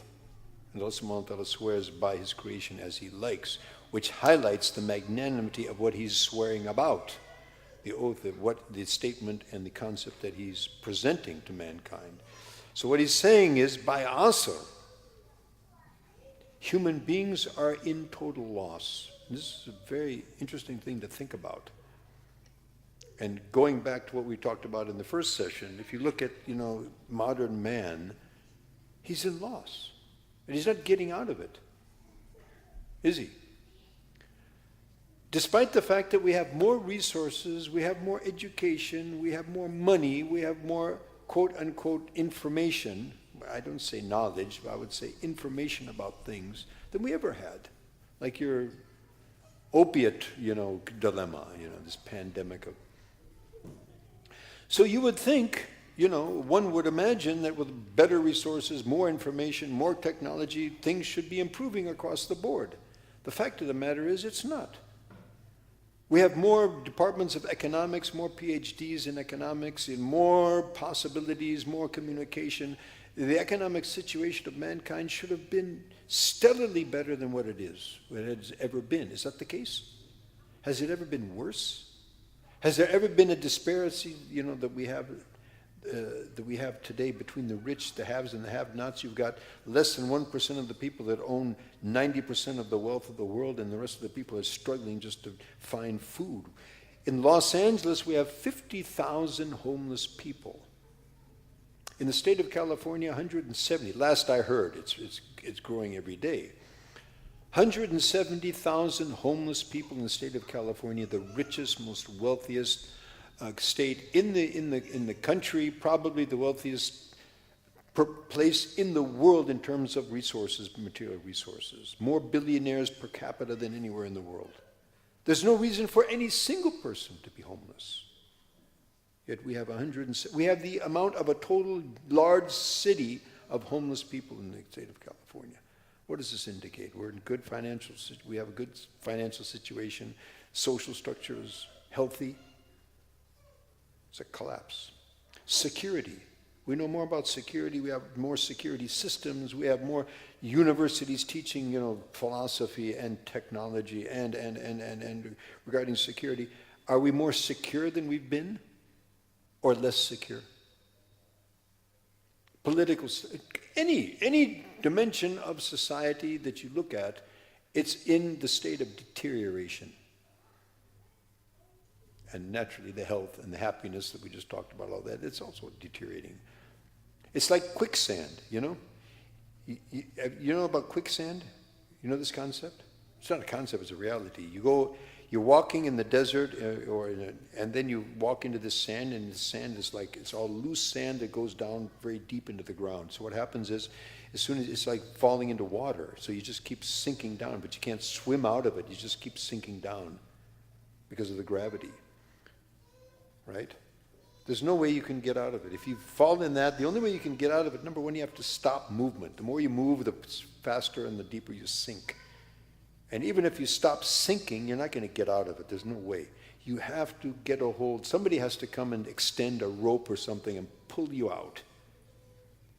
And so similarly, we are drowning in the sea of our own perceptions, our own I think, I feel.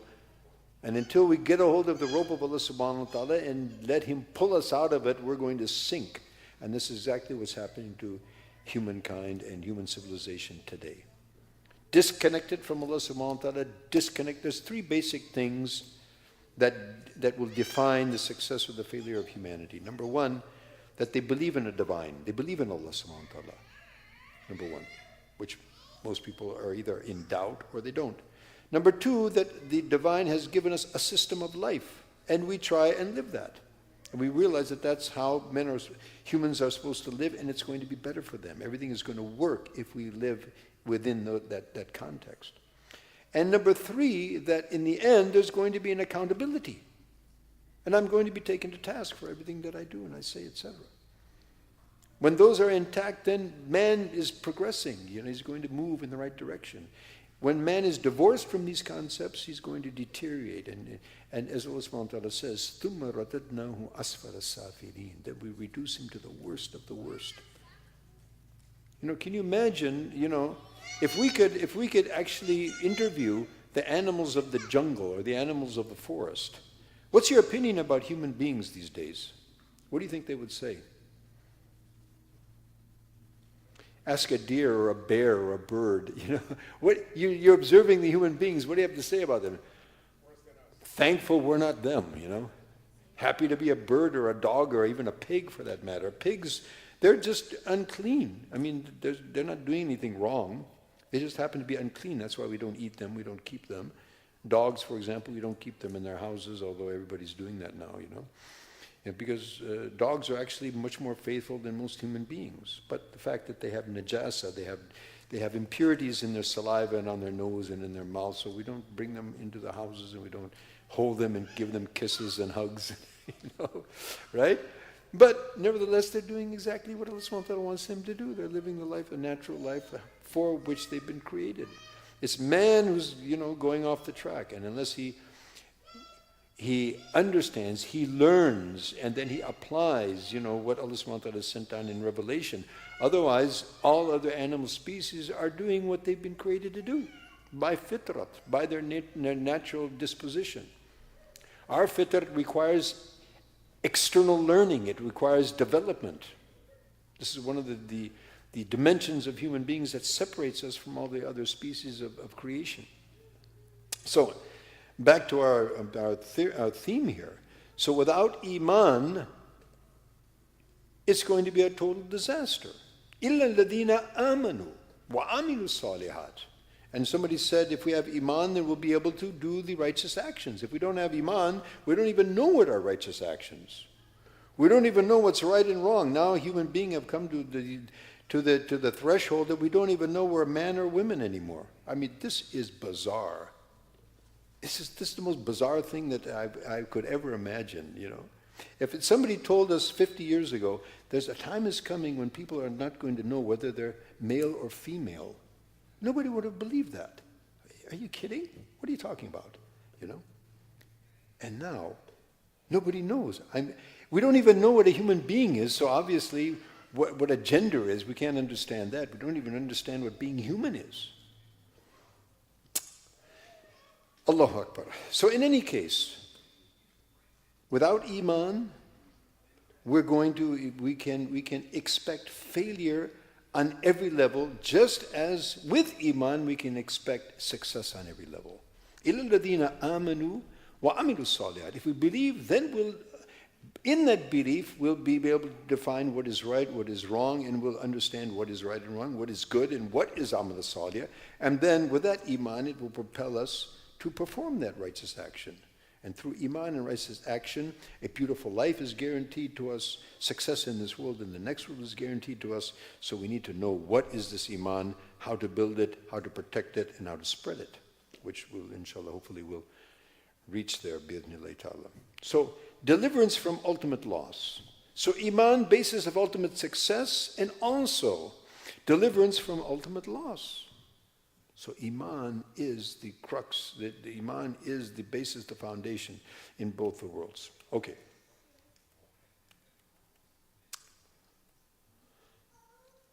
So, importance of Iman, the best of this world, guidance. Without guidance, we're lost. And so, guidance is for who? Inna Allah lahadi alladhina amanu. Allah subhanahu wa ta'ala will guide the people of Iman. Dignity and honor. Everybody's, of course everyone wants dignity. Everybody wants to be honored. Everyone wants to be dignified and respected. And so who is that for? وَلِلَّهِ الْعِزَّةُ وَلِرَسُولِهِ وَلِلْمُؤْمِنِينَ. Honor, dignity is for Allah. He's the fountainhead of all such things. And it is for Him, it is for His Rasul and the people of Iman. Steadfastness on deen, istiqama. As they say, la karama kal istiqama. There's no gift from Allah subhanahu wa ta'ala greater than that gift of being steadfast on the religion. People say, the friends of Allah, the wali Allah, who is he? The fellow who can fly in the air or walk on the water? No. That may be or maybe not. You might have a Satan who can also fly, and walk on the water, But who can be steadfast in religion? Only that very close person with Allah subhanahu wa ta'ala, the wali of Allah. The greatest, indicator of his wilaya, of his connection with Allah subhanahu wa ta'ala is his steadfastness in the deen. May Allah give us all. And so that steadfastness will be for who? يثبت الله الذين آمنوا بالقول الثابت في الحياة الدنيا وفي الآخرة. And so that is going to be again for the people of Iman. Allah will grant them as a result of their Iman, the strength of their Iman, steadfastness in deen. A beautiful and blessed life, which everybody is searching for. That's what the preamble of our Constitution, in the search of happiness, in the quest of happiness, which is an elusive thing as we've talked about earlier. So where does that belong? That belongs with Iman and Amal Salih. Man amila salihan min dhakarin aw untha wa huwa mu'min falanuhyiyannahu hayatan tayyibah. Whoever does righteousness, lives a righteous lifestyle, and that righteous lifestyle can only be lived and only understood and defined by the people who have, number one, Iman. So therefore, Allah subhanahu wa ta'ala says, who does righteousness, whether male or female, while he is a believer. So with the criteria that he is a person of Iman, then his righteousness will be, as we say, mu'tabar. It will be accepted. It will be recognized. And in fact, it won't even be identified unless we are people of Iman and believe that what Allah subhanahu wa ta'ala has classified as being righteousness is righteousness, and what is classified as licentiousness is licentiousness. Wrong action, wrong activity. And then, what about, people are very keen to have, influential friends and allies. Particularly in the countries where many of us come from. It's all about who you know, right? It's not about whether you're qualified, it's about who you know. So suppose you know Allah Jalla Jalaluhu and Allah subhanahu wa ta'ala knows you and He says, I'm your friend, I'm your helper. Then, يَنْصُرْكُمُ اللَّهُ فَلَا غَالِبَ لَكُمْ. If Allah is there in your assistance, there is no one to dissuade you, to overpower you. Allah subhanahu wa ta'ala is quite capable of protecting and helping anyone, anytime, anywhere. So if we want Allah subhanahu wa ta'ala's friendship and alliance, how is that acquired? On the basis of Iman. Allahu waliyul ladina amanu. Allah is the friend and the ally of the people of Iman. Defense, security. Again, we talked about security earlier. So where is real security? Whom Allah subhanahu wa ta'ala secures is secured. And who doesn't, no security whatsoever. Inna Allah yudafi'u 'anil ladina amanu. And who does Allah subhanahu wa ta'ala give His security to? The people of Iman. Yudafi'u, He protects, He brings into security the people of Iman. Indeed, Allah defends those who have believed. And ultimately, love and affection in the hearts of the creation even. Subhanallah. For who? For the people of Iman. Inna ladina amanu min as-salihat sayaj'al lahum ar-rahmanu wudda. The people of Iman and Amal as-salih, the people who do righteous action and live by Iman, the most merciful, Allah Jalla Jalaluhu, Ar-Rahman, will appoint for them affection. And in that context, Nabi alayhi salatu says that if Allah subhanahu wa ta'ala loves someone, He calls Jibreel alayhi salam and says, "Oh Jibreel, I love so and so, you also love him." So Allah subhanahu wa ta'ala loves this person and Jibreel alayhi salam loves this person. That's quite sufficient, yeah? It doesn't end there. Jibreel alayhi salam now calls out to all the angels. How many angels are there? Ma la tu'addu wa la tuhsa. Okay, we know about an expansiveness of the universe of billions of light years. Just think about that for a while. Nabi alayhi salatu says that there's not a single hand's width of area in the universe except there's an angel who's prostrating, who's glorifying Allah subhanahu wa ta'ala one way or the other. I mean, beyond even the conception of human beings. So Jibreel alayhi salam says, "Oh angels, all the angels love so-and-so." Can you imagine it? You want clicks on your Facebook page? I've got 10 million clicks. So what? All the people of the world, they all love you or they all hate you, so it happens nothing. Nabi alayhi salam says, if all the people gather together to help you, they cannot help you an iota except which Allah subhanahu wa ta'ala wants you to be helped. And if they all gather together to harm you, they cannot harm you except to the extent Allah wants. Right? Now, if Allah subhanahu wa ta'ala loves you, if Jibreel alayhi salam loves you, all the angels of the sky and wherever they happen to be are in love with you, is there popularity above and beyond that? Not only that, ثُمَّ يُوضَعُ لَهُ الْقَبُولُ فِي الْأَرْضِ. And then Allah subhanahu wa ta'ala sends down the acceptance of that individual on the earth. In other words, all the pious people, they love the guy, or that man or that woman, whoever that might be. So that doesn't mean everybody. The enemies of Allah are not going to love that person, that's for sure. But all the good people whose love would be, significant, they're all going to love that person. SubhanAllah. So we're getting an idea how importance of Iman. And what about in the next world? إِنَّ الَّذِينَ قَالُوا رَبُّنَا اللَّهُ ثُمَّ اسْتَقَامُوا تَتَنَزَّلُ عَلَيْهِمُ الْمَلَائِكَةُ أَلَّا تَخَافُوا وَلَا تَحْزَنُوا وَأَبْشِرُوا بِالْجَنَّةِ الَّتِي كُنْتُمْ تُوعَدُونَ نَحْنُ أَوْلِيَاؤُكُمْ فِي الْحَيَاةِ الدُّنْيَا وَفِي الْآخِرَةِ وَلَكُمْ فِيهَا مَا تَشْتَهِي أَنفُسُكُمْ وَلَكُمْ فِيهَا مَا تَدَّعُونَ نُزُلًا مِنْ غَفُورٍ رَحِيمٍ. Allahu Akbar. Indeed, upon those who say, our Lord is Allah, ثُمَّ اسْتَقَامُوا. So what they say, it doesn't mean they just make an announcement. They make an announcement as they say. Iman is what? As we're going to hear. It's this testimony on the tongue. And of course, that testimony on the tongue didn't come out of a vacuum. It comes out of a cognition that took place. And therefore, Allah subhanahu wa ta'ala tells us, look in the universe, look around, look at the creation. It points to the Creator. So with reflection and contemplation and this conviction, yes, there's a Creator, and yes, He has control of the entire universe. And so he says, Ashhadu an la ilaha illallah. And he realizes Muhammad sallallahu alayhi wa sallam is his prophet, his messenger, his example, his guide.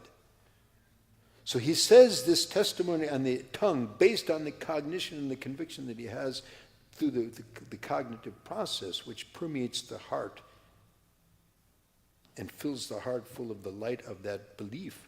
And as a result of that, that light permeates the entire body, and the entire body is in a symphony of, performance of actions and activity that are congruent to that conviction. So that's, this is قَالُوا رَبُّنَا. That they're saying that our Rabb is Allah. It's not simply a statement of the tongue. It is a conviction of the mind, heart, and a translation of the entire actions of the body. So as for these people, what's going to happen? Now death. كُلُّ نَفْسٍ ذَائِقَةُ الْمَوْتِ. Everybody's going to taste of death. What's going to happen after death? Nobody knows. Uthman ibn Mad'un radiallahu ta'ala anhu, he was the foster brother of Rasul alayhi salatu wasalam. And he was one of the early muhajirs. He was the first person to die in Medina Munawwar. And originally in Medina, there was very known for the waba, or the humma, this fever, and it's a very tough environment, and people used to get sick. They used to get this fever, and many people would die. And so similarly, the Sahabas were, particularly those who came from Mecca, they weren't used to it. They were very much affected by that. And Uthman ibn Mad'un radiallahu ta'ala anhu passed away, the first person to die among the Muhajirin. And as we know that Nabi alayhi salatu had made this system of muakhat, he made a muhajir, the brother or the sister of, the people of the Ansar, and created a kind of a family structure. And so the woman, one of the women of the house in which Uthman ibn Mad'un radiallahu ta'ala anhu was residing, and so that was like his sister, in Islam. So she gave this, she exclaimed that, "Oh, I swear that you have succeeded, O Uthman." Nabi sallallahu alaihi wasallam heard her saying that. He said, "How can you give such testimony? How do you know he succeeded?" She was shocked. In other words, if he hasn't succeeded, then who would? He says, Rasulullah, I don't know what's going to happen to me, and I'm the Prophet of Allah subhanahu wa ta'ala. In other words, he's teaching us that we don't know the unseen. Only Allah knows the unseen. Yes, نَرْجُو لِلْمُحْسِنِ وَنَخَافُ عَلَى الْمُسِيءِ. We hope for the person of goodness, and what is real goodness, we don't know because we don't see the hearts. Allah sees the hearts. We see the manifestation of action, but we don't know what's in the hearts and the minds. Allah knows that. And based on that, Allah is going to, with His justice and wisdom and knowledge, He's going to give the recompense accordingly. We don't know that. So we're not permitted to say that anybody's in paradise or anybody's in hell, unless Allah subhanahu wa ta'ala has stated categorically, or the Prophet ﷺ has stated that. So Nabi sallallahu alaihi wasallam is teaching us, that you can't say anything about anybody because nobody knows what's going to happen, whether we're going to be accepted or rejected. Any of our actions have been accepted or rejected. That's in the hand of Allah subhanahu wa ta'ala, and we have nothing, we have no idea. Other than we hope for the people who apparently are doing good, and we fear, for wrong action. So, and then, of course, he was seen in the dream that he was in a very nice condition, so that was interpreted that yes, he made it. And of course, he would have made it, inshallah ta'ala. But nevertheless, we don't know. So at the time of death, we don't know what's going to happen. So at this point now, we're leaving this world. There's no one that can keep us back, and we're entering into a world where we have no clue what's going to happen. We're going to be accepted, we're going to be rejected, we're going to paradise, we're going to hell. At that point, the people of Iman, Allah subhanahu wa ta'ala will send the malaika to give them this glad tidings. Wait, don't worry, you've made it. لا خوف عليكم ولا أنتم تحزنون. No fear. Fear of what? Fear of what you're going to face. You've made it. Now in your stages, the next stages of life, you're going to be comfortable in the grave. You're going to enter into paradise. And what about what I'm leaving behind? ولا أنتم تحزنون. You're not going to be anxiety-stricken for that which you're leaving behind. Why? Because Allah subhanahu wa ta'ala is going to take care of those situations for you. And He's more capable of doing so than you are yourself. So no fear about the future, what is facing you in the future, and no anxiety about what you're leaving behind. SubhanAllah. Based on what? Based on Iman. And giving the glad tidings of a paradise in which ma tashtahi anfusukum. Think about that. Whatever you desire. Can anybody in this world have everything they desire?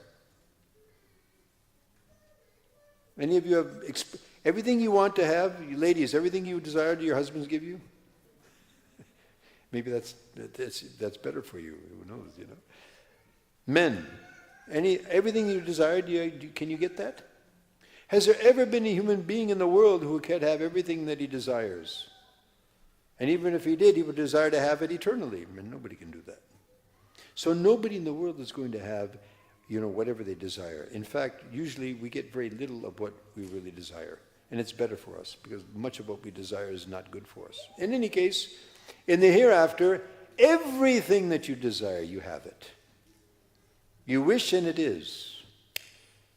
Therefore, it's mentioned, that the quality where Allah SWT says, kun fayakun, be and it is, the people of Jannah are going to be given this. You want, you have it.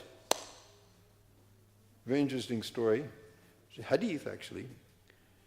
Somebody asked, that, Ya Rasulullah, can we plant crops in the hereafter? He said, why would you want to have a crop? I mean, you've got everything you want. But we like it, we enjoy it. Okay, fine.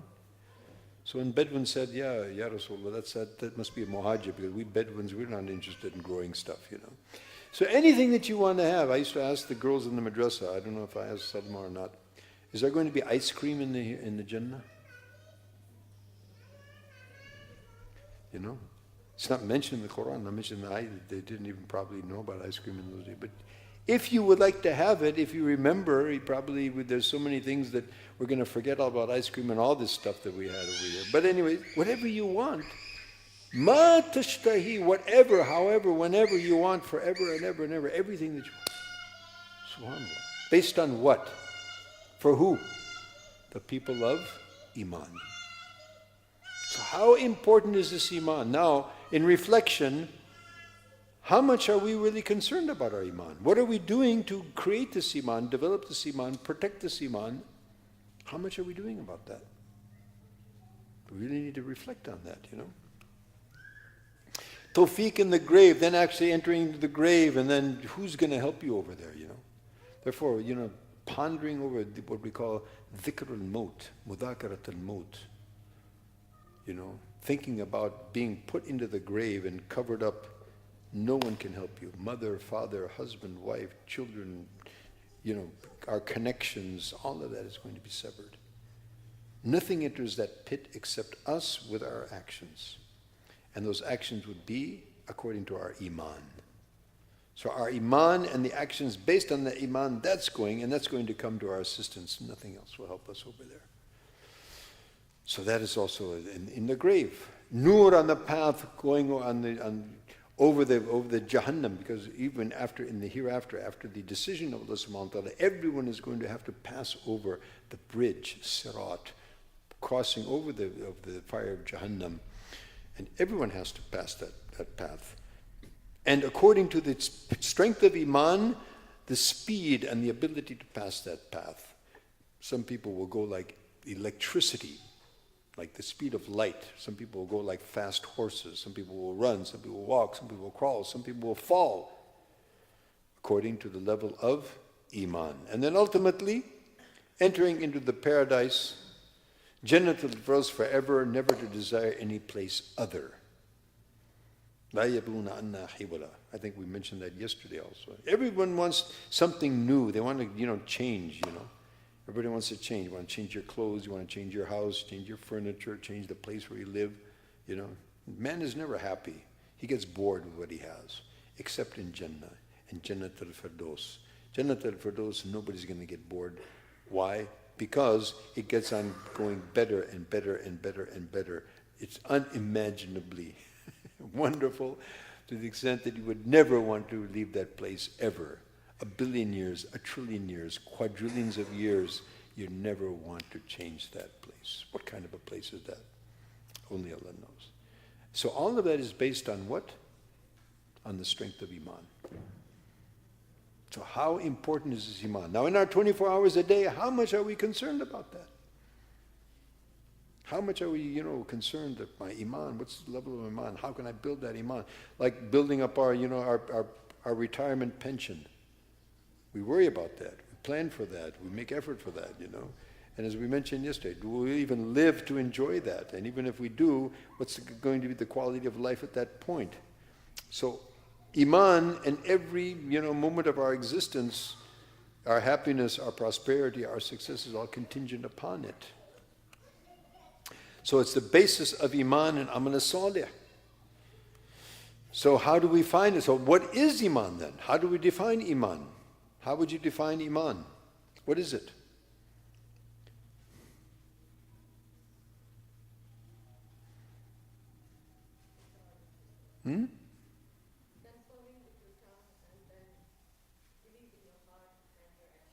Believing in Allah and?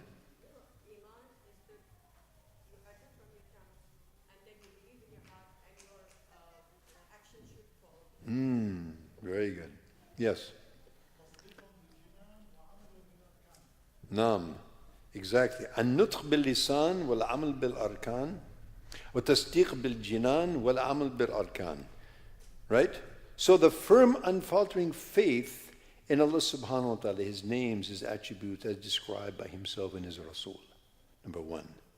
Belief, confirmation, unfaltering faith in Allah subhanahu wa ta'ala in His names. Believe in Allah. Amantu billahi kama huwa. I believe in Allah as He is. How is He? We don't know. We don't see. But He has described Himself by His names, His attributes. To believe in those names and attributes as He has described Himself and as Rasulullah has further elucidated in describing the names and the attributes of Allah subhanahu wa ta'ala. To believe in that. Believe in all that has been authentically conveyed by Rasulullah sallallahu alaihi wasallam. Al-imanu bi kulli ma ja'a bihi Muhammadun sallallahu alaihi wasallam. Whatever Nabi sallallahu alaihi wasallam has informed us about, He's informed us about the grave, He's informed us about the hereafter, Mizan, Jannah, Jahannam, angels, etc., etc. To believe in all of that, whatever Nabi sallallahu alaihi wasallam has told us about the unseen, etc. Attestation by the tongue, affirmed by the heart, and acted upon the limbs, as we just mentioned and our sister and our brother mentioned. An-nutq bil-lisan, to make that testimony. We talked about that earlier. It's not just out of a vacuum, but because we have a conviction, we've thought, we've pondered, we reflected, we mention this on our tongue, a mentioning that permeates the heart. Wat-tasdiq bil-jinan, that heart accepts it, it reflects it, accepts it, and the light that comes out of that now starts illuminating the entire, all the actions that this person does. Wal amal bil arkan. So all of our limbs are congruent in their behavior, acting upon, the edicts of this iman. As Abdullah ibn Mubarak radiallahu anhu, what does he say? ليس الإيمان بالتمني ولا بالتحلي ولكن ما وقر في القلب وصدقه العمل. Iman is not by wishing or ostentatious show. I hope I have Iman, or I put on the clothes of Iman. They don't have a clothes. It is actually what is firmly rooted in the heart and what is verified by the deed. So another way of elucidating what was said earlier. And so what are the articles of Iman? Generally what we do is we look at the Hadith Jibreel and we extract from that. It's the first Hadith in the compilation of Sahih Muslim. Yes. I had tea. And I'm fine with that. So, Jazakumullah khair. Okay? So in that hadith, we see the basic tenets of Iman, to believe in Allah subhanahu wa ta'ala. And so we generally hand out that we don't have time to do that, but you probably all heard about that. And so deduce the articles of Iman from this hadith, and what are they? Belief in Allah, malaika, wa kutubihi, wa rusuli, wa yawm al-akhir, wa qadri khayrihi wa sharri. Okay? Belief in Allah subhanahu wa ta'ala. Now you look, what I've mentioned here is the articles of Iman, faith and action. Because we said it is a statement, it is a belief, and is an action. So all these beliefs should translate into some specific actions, right? So if we believe in Allah subhanahu wa ta'ala, it's going to impact our life. How? What action comes out of that? Obedience. Ta'ah. Right? If we believe in the malaika, then what's going to happen?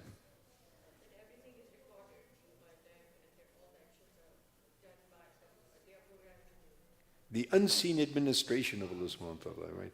And what about each individual? We've got two right here, right? How many of us thought about these two angels today? Yesterday? In the week? In the last month? Every day. We say, Assalamu alaikum after every salat, right? Assalamu alaikum wa rahmatullah. Who are we saying to? The angel and everybody else? Angel and everybody else.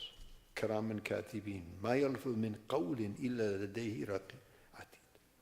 So even everything we're saying, it's all being recorded. Now, if we were cognizant of that, how would our life be impacted? If we really believed, if we really, and of course we believe that, but we, iman, insan, yani mabni ala nisyan. He's very forgetful. We know that we have belief, all of us believe, yes, we have karam and katibin, we have these two angels, but we never think about that probably, myself included. We need to remind ourselves, and every time in our salat, we should be cognizant of that, think about that, one of our pious ancestors, he wrote that everything that I used to say, I would write it down in a journal. And at the end of the day, I would look at it and who wrote that? This is what I said, this is what I said. So was it written here? Was it written there? So he would try and, do this exercise to ensure that everything that he said during the course of the day was being written and recorded here rather than here. Because everything that we say is going to be taken into account as well. So this belief in the malaika, it's going to have impact. There's going to be action that comes out. Believe in qutub, of course, the whole system of action is, and the Rasul, the demonstration of all these actions. Akhirah, of course, the recompense and the jaza of all of our actions. If we don't, we have this concept of the democratic system. I don't understand this at all. I don't know how anybody buys into this, that this is going to bring about, social justice and, it's going to bring about stability in human. Number one, it's predicated on this concept that the majority should rule. The majority, if the majority says such and such, then that's what we need to do. Does that really make sense? If everybody says, we should all, drink poison, then we should all do that, right? Because the majority says. Allah subhanahu wa ta'ala says, وَإِنِ اتَّبَعْتَ أَكْثَرَ مَنْ فِي الْأَرْضِ يُضِلُّوكَ عَنْ سَبِيلِ اللَّهِ. If anything, actually, in reality, it's probably the opposite. Allah subhanahu wa ta'ala says, if you follow most of the people on the planet, they'll take you off the way of Allah subhanahu wa ta'ala. So if anything, if we see the majority of people doing things, it's probably the opposite. It's what we should be doing. So, do we have a concept like that in Islam? Alaykum bil jama'ah. Huh? What jama'ah are we talking about? Keep with the collective of the people who are rightly guided. Yes. The scholars and the rightly guided people, yes, their majority means something. The majority of the common people, أَكْثَرَ النَّاسِ لَا يَعْلَمُونَ. Allah says most of the people have not got a clue what's going on. And we're going to follow that? And that should be the basis of making decisions in society? Show me one organization that has a public vote for their CEO. Who works for any big corporations? Anybody that works for big companies? You do? What company do you work for? Nirvana. Do they have a general election for the CEO? Why not? Come on, we live in America. There's democracy, man. Come on, And if they did that, would that be accepted? Has anybody even requested or demanded that we should have that? We should have a say. The board of directors, the people who know who should be there, they're supposed to know that. They do or they don't, that's another issue. But there's the people who are informed, and this is the concept we have in Islam, Ahl al-Hilli wal-Aqd. The people who should know of such matters, وَصُلُ أَهْلَ الذِّكْرِ إِن كُنْتُمْ لَا تَعْلَمُونَ. That's the people who are informed, they know. The common man has not a clue about many things which these things are predicated. Anyway, so that's not our basis. Our basis is not what most of the people say or what anyone says. It's what Allah subhanahu wa ta'ala says in His Rasul. That is our system, right? How did we get off on that tangent? I forgot, I'm very famous for getting off on tangents. I don't know, that's kind of my nature. But in any case, so akhirat, knowing that we're going to be held accountable in the hereafter. Okay, qadr, subhanallah. If you go back to that first section, all that depression, most of the depression is this sense of helplessness. I'm the victim of my circumstances. There's no way out. This is the afflictions, and why is this happening to me? People spend their whole lives, why did I do that? Why did that happen to me? It's my parents' fault, it's my wife's fault, it's my husband's fault, it's society's fault. I was born in that, we're the slaves of our circumstances, And we can't figure out, why did that happen to me? Why did this happen? Because Allah subhanahu wa ta'ala wanted it to happen. And it's better for you. Acha. Once, before I became a Muslim, on my journey towards Islam, I was in Morocco. I spent a lot of time in Morocco. It's a fantastic place. A lot of stories I have about Morocco. Anybody from Morocco? Ahlan wa sahlan bikum. Min fain? From where? Dar Bida. Okay, where else? Fez. Subhanallah. No one from Morocco? Anyway, so I was traveling from Iswira. I'm sorry, from Gulamim. I was going from Gulamim to Iswira.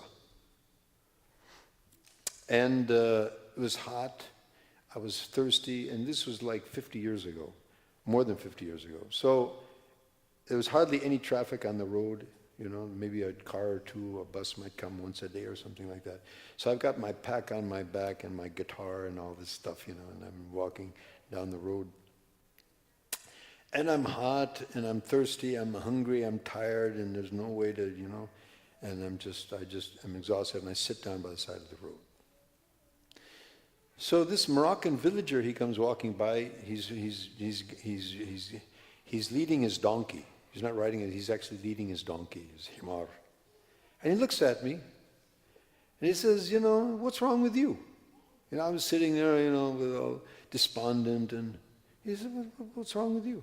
I said, what's wrong with me? Yeah, let me tell you. I'm hungry, I'm thirsty, He said, well, that's how it is, so why don't you just enjoy it? I said, wow, this guy, I thought, we had our hippie culture and our counterculture. We thought we had some of these concepts of nirvana and, karma and, what goes around comes around. We thought we were really hip, just relax, flow, go with the flow and all these. But when push comes to shove, when it gets tough, we kind of lose all of that. So this guy comes and says, well, that's how it is, so why don't you just enjoy it? And I said, wow, this guy is the hippest guy on the planet. Where did he come up with that?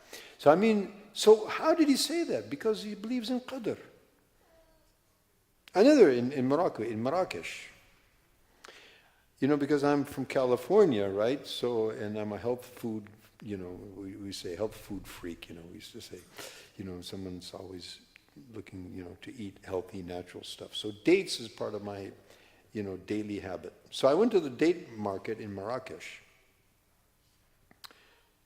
and I was stunned to see all the date sellers in Marrakesh. It's a big place. They're all in this one little place. It's about the size of this masjid, or maybe about larger than that. And you had these hundreds of these little stalls, and these guys selling the same thing, the same prices, no difference, no marketing strategy. They're just sitting there and I said, this doesn't make any kind of sense. And where's our marketing strategy? Where's find a niche, and the whole concept that we have, right? I said, well, these poor guys, they're third world people. I'm from America. We have some business savvy. So I'm going to teach these guys a little bit about business strategy. So I said, okay, let me talk to one of these guys and try and get him to think. What are you doing here? So we went, and through a translator, I said, look, well, why are you guys all sitting here together like this? Why don't you spread out? Marrakesh is a big place. I'm sure there's areas in the city that don't have any date sellers. Find that niche, and you can open up your thing. And the guy's looking at me, and he's just kind of smiling. You have the little kid comes, 4 or 5 years old. Uncle, I have a good idea. I think yeah, Sonny, that's a good idea. Yeah, good. MashaAllah, thinking well. So he's looking at me and he says, look. He says, if we all sit here together, we spread out in the universe, whatever Allah wants us to get, we're going to get it. Relax. I said, what? And then I thought about it. I said, this guy, wow. This is on another level altogether. So what prompted this fellow to say that? Qadr. رُفِعَتِ الْأَقْلَامُ وَصُفَّتِ الْجَحْفِ. Right? The pens of destiny have been risen, and the sheets in which they've been written, the ink has dried. What's going to happen? It's going to happen. Relax, enjoy it. It's in your best interest anyway. It's all designed by Rabb al-Alameen, who's Ar-Rahman Ar-Rahim, and it's in your best interest, or whatever it is, and it's in your best interest. So relax, don't get stressed out, and also be content and be happy that it's in your best interest, whatever it is. عَجَبًا لِأَمْرِ الْمُؤْمِنِ فِإِنَّ أَمْرَهُ كُلُّهُ لَهُ خَيْرٌ. Amazing is the affair of the mu'min, because the person of Iman, everything that happens to him, it's in his best interest. إِنْ أَصَابَتْهُ السَّرَّاءُ شَكَرَ فَكَانَ خَيْرًا لَهُ. If something he likes is good for him, he's grateful, and it's better for him, obviously. With أَصَابَتْهُ الضَّرَّاءُ صَبَرَ فَكَانَ خَيْرًا لَهُ. If it's otherwise, then he's also patient, and that's also better for him. So regardless, it's win, win, win, win, win. So Iman bil Qadr, subhanAllah. You know, in Japan, I don't know if it's still like that, it must be, it's probably even worse, but they used to not put windows in big buildings, tall buildings. Why? Because for fear that somebody's going to commit suicide.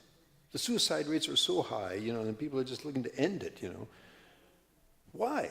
Because they can't deal with what's going on around them. They don't have Iman bil Qadr. So this Iman bil Qadr is such a relief. It's a deliverance from all that stress and travail and anxiety and depression that we just talked about earlier. Why should you be depressed when whatever's happening to you, it's in your best interest? Be happy about it. Therefore, there's a concept, you know, that, you know, one is the minimum performance level in the trials, in the face of a trial and tribulation, is to be patient. Right? As-sabr in the bala. Okay. Which means you don't shout and scream and cry and, show your displeasure. However, that's not the best, approach. Better than that is ar-rada bil-qada. To be content. Whatever Allah has decided, it's in my best interest. I understand, I don't understand. Most of the time we don't. But it's in our best interest. And then ultimately, al-farah bil-qada. You know, that whatever Allah has decided, it's definitely my best interest. Even it looks to be, as we mentioned, like these Palestinians are getting bombed, shelled, murdered. And alhamdulillah, we're all in the path of shahada. You know, actually, they're elated by the decision of Allah subhanahu wa ta'ala, even though it seems to be something, very horrific, because they know it's the decision of Allah Jalla Jalaluhu. So, the impact of Iman, it's not simply, having a conceptual belief, but rather it's having this conviction that translates into action, externally and internally. And that internal action, the action of the heart, what we say, a'mal al-qalb, the actions of the heart are the most important actions. It's the ruh, it's the foundation. And everything else that comes out manifest, just like salat. Salat has an outer structure and it has an inner ruh. Just like the body. The body has a physical existence and it has a spirit, a ruh, which makes it alive. So is our salat, so is our recitation of Quran, dhikr of Allah, salat ala nabi alayhi salatu wasalam, our dua, istighfar, tawbah, all of these things. They have a spirit. If that spirit is present, then it has, it has life, it has impact, it has, it's acceptable by Allah subhanahu wa ta'ala. May Allah subhanahu wa ta'ala give us tawfiq. So up to this point, any questions, any discussion we need to have? And by the way, we have up to what time? Up to? 2 more minutes. So as I said, the scope of talk is very vast and the time is very limited. Any questions or any comments? Which 2 minutes I don't think we would. The last thing I would just want to do is, before we let's go right to this point. Building and strengthening of Iman. How do we do it?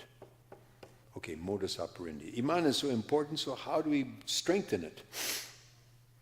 Al-iman yazidu bit-ta'. Now this is very important, and I think we'll probably end on this note. There's a lot more that we can say, but let's just end on this note. Al-iman yazidu bit-ta' wa yanqus bil-ma'asiyah. Iman it's generated, it's connected with action, okay? So every time we do something good, something that Allah likes, ta', it impacts our iman in strength, it generates a strengthening of iman. And now it's a virtuous cycle, because as we do more good deeds, our iman is strengthened. With stronger and higher levels of iman, we can do more good deeds. More good deeds means more strength in iman, and it's a virtuous cycle, snowballing effect, if you will. The opposite is also true. وَيَنْقُصْ بِالْمَعْصِيَةِ.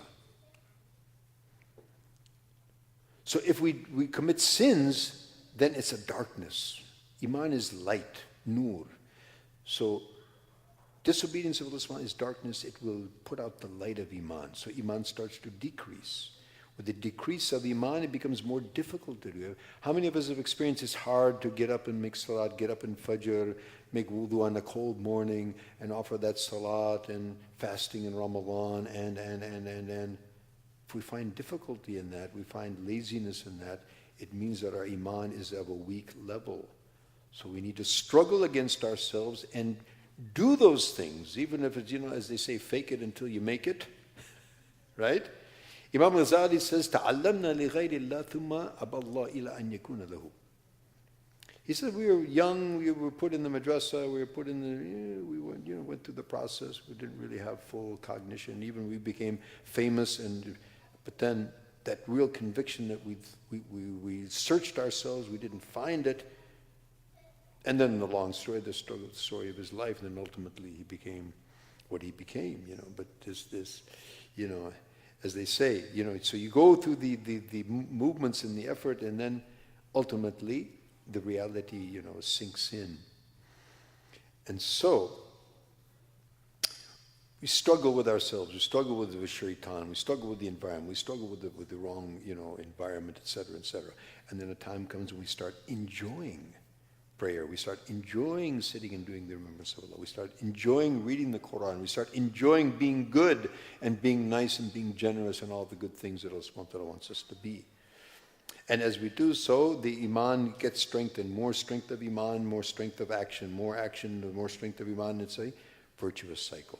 So it's a continuous, struggle. And the other thing that I want to point out here is environment. There's a lot of things that we talked about here, but these are two critical things. Continuously engaging in righteous action and saving ourselves from sins. How can we do that? Environment is extremely critical. And therefore Allah subhanahu wa ta'ala gives us the order. Ya alladhina amanu taqullah wa kunu ma'as sadiqeen. O people of Iman, adopt taqwa and be with the people who are truthful. Truthful in what? Truthful in their Iman, truthful in their deen. Because that's going to reflect al-mar' ala dini khalilihi falyandur man yukhalil. Person is on the deen of his khalil, meaning what? On the deen, on the level of deen that the people that he connects with. So we want to connect with the people who are connected with Allah. Disconnect with the people who are disconnected from Allah. Connect with the connected, disconnect with the disconnected. Meaning what? Seek the good people. By being in the company of good people, the people who are connected with Allah, that's going to help us to connect with Allah. Yet Allah ma'al jamaat, the hand of Allah is with the collective. And being in the company of the people who are disconnected is going to influence us generally to become also disconnected like them. Okay, the last question comes is that, well, much of what we have to do in the context of being who we are, where we are, in the times that we live in, we have to deal with a lot of disconnected people, even our own people, even our own relatives. So what do? Do we totally cut off from everything and everyone? No. But we minimize the connectivity of the disconnected to the extent that it's necessary. And remain with the people who are connected in the maximum time. And where are we going to find the connected people? In the houses of Allah. Right? Therefore, Nabi Sallallahu mentions spend most of your time in the masjid. Most of your time meaning what? The maximum amount of time that you can in the environment. And why in the masjid? Because of the environment. It is the angels. This is the place of the angels. This is the place of the good people. This is a place of good actions. So may Allah subhanahu wa ta'ala give us all tawfiq to have this, understanding that we're, as we mentioned from the very beginning, the whole thing, the quest of happiness, the quest of contentment, where is that? It's in the connection with Allah subhanahu wa ta'ala. And connection with Allah subhanahu wa ta'ala is based on iman. So if there's the main takeaway of this whole session is the building and the protection of our iman. So for that, continue coming, continue participating, and alhamdulillah, my son Abdul Rahman and others, who are engaged in these activities, programs that are going on in the masjid, programs that are going on that are iman building programs, engage in that. And be means of bringing more people into that engagement, inshallah ta'ala. And that will have a far-reaching impact on the individual, on the family, on the community, and on the entire globe. Keep in mind, a drop in the ocean is not a drop in the place where it drops. It will affect the entire ocean, even if it's unfathomable. I mean, we don't see the rays, but the entire ocean is going to be risen by one drop. And so if 2 billion Muslims are making a drop in the ocean, it's going to have its impact, inshallah ta'ala. Wallahu subhanahu wa ta'ala yudhi'u ajr al-muhsinin. Allah does not let the righteous actions of anyone go to waste. أقول قولي هذا واستغفر الله لي ولكم ولسائر المؤمنين سبحانك اللهم وبحمدك نشهد أن لا إله إلا أنت ونستغفرك ونتوب إليك والسلام عليكم ورحمة الله وبركاته.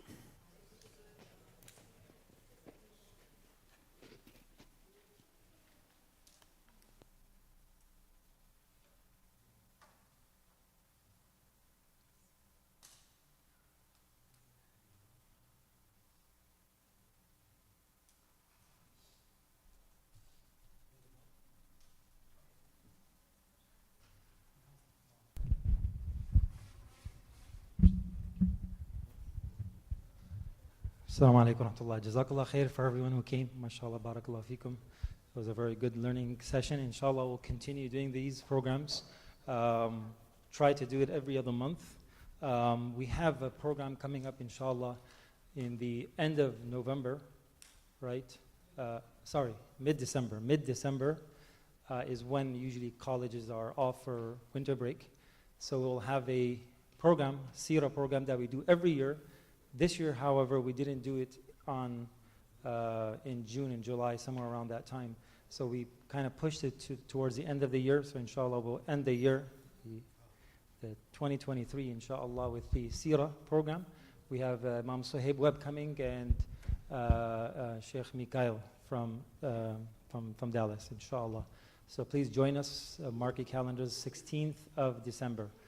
It will be an evening session, so we'll have dinner and everything, inshallah. So it will be an early evening session. Tomorrow we have another program for a dua, supplication, the things that we heard, especially the note that we ended on obedience to Allah, making dua, making ibadah, doing acts of worship. So inshallah we'll end our weekend with that. So we have our guest, not a guest, but someone is known to all of us, Dr. Nail Kaji, inshallah, will be with us. He will be with us from Aisha, and we will pray Aisha, and after that we'll have a short khatira, some talk and some dua, supplications and prayers, inshallah. So please join us, bring the youth, bring the younger ones, inshallah. He was previously our youth director, so bring the youth, inshallah, bring the younger ones. Barakallahu feekum, jazakumullah khair. Assalamu alaikum. We'll call the adhan and pray Asr. We'll pray Asr now, inshallah. Although we pray at 4:30, but we pray now. Okay. We're going to need some volunteers here. Jazakumullah khair, Sheikh Hashim. May Allah bless and preserve you. So just a quick few volunteers, if we can fold all the chairs and we can put them back away in the storage room. Jazakumullah khair.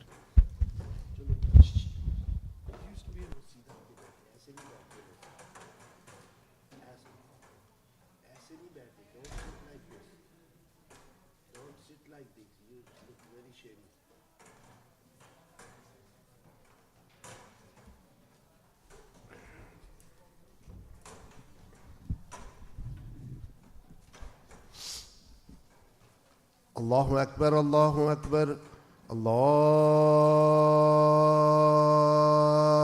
Akbar, Allahu Akbar. Ashhadu an la ilaha illallah. Ashhadu an la ilaha illallah. أشهد أن محمدا رسول الله. أشهد أن محمدا رسول الله. حي على الصلاة.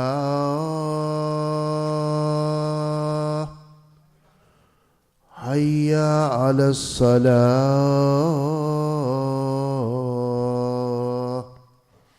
حي على الفلاح. حي على الفلاح. الله أكبر، الله أكبر. لا إله إلا الله.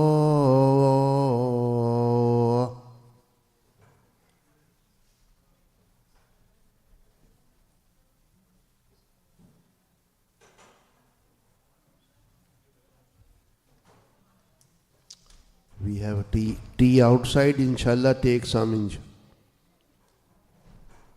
Lot of tea, inshallah.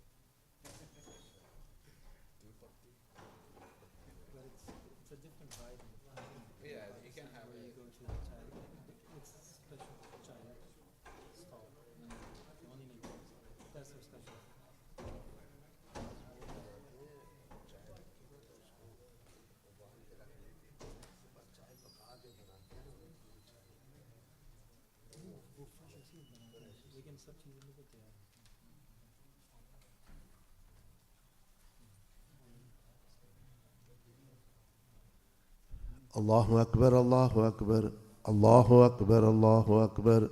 أشهد أن لا أشهد أن لا إله إلا الله. أشهد أن لا إله إلا الله. أشهد أن محمدا رسول الله. أشهد أن محمدا رسول الله. حي على الصلاة، حي على الصلاة، حي على الفلاح، حي على الفلاح. قد قامت الصلاة، قد قامت الصلاة. الله أكبر، الله أكبر. لا إله إلا الله. لا إله إلا الله محمد رسول الله صلى الله عليه وسلم.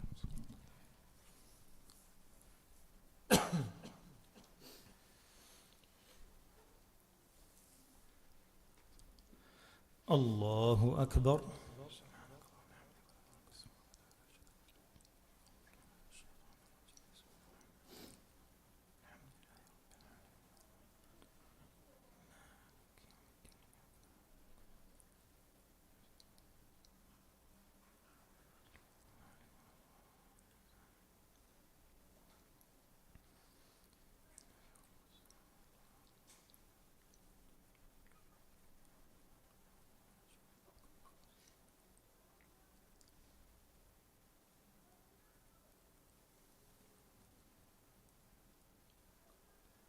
الله أكبر.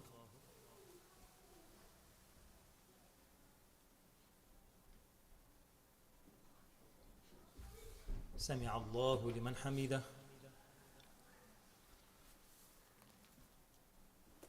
الله أكبر.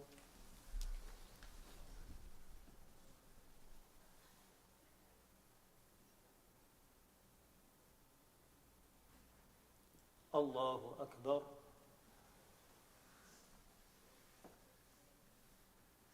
الله أكبر.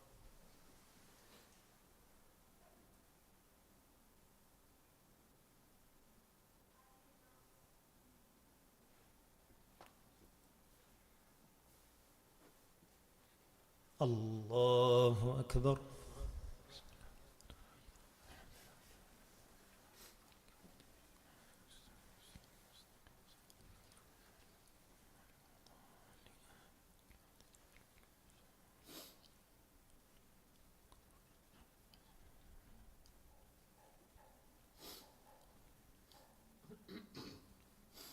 الله أكبر.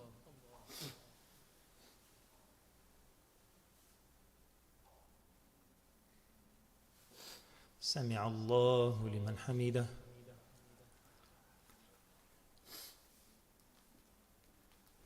الله أكبر.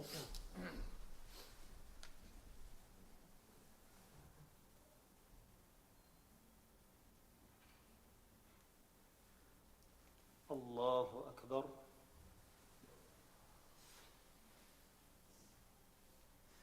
الله أكبر.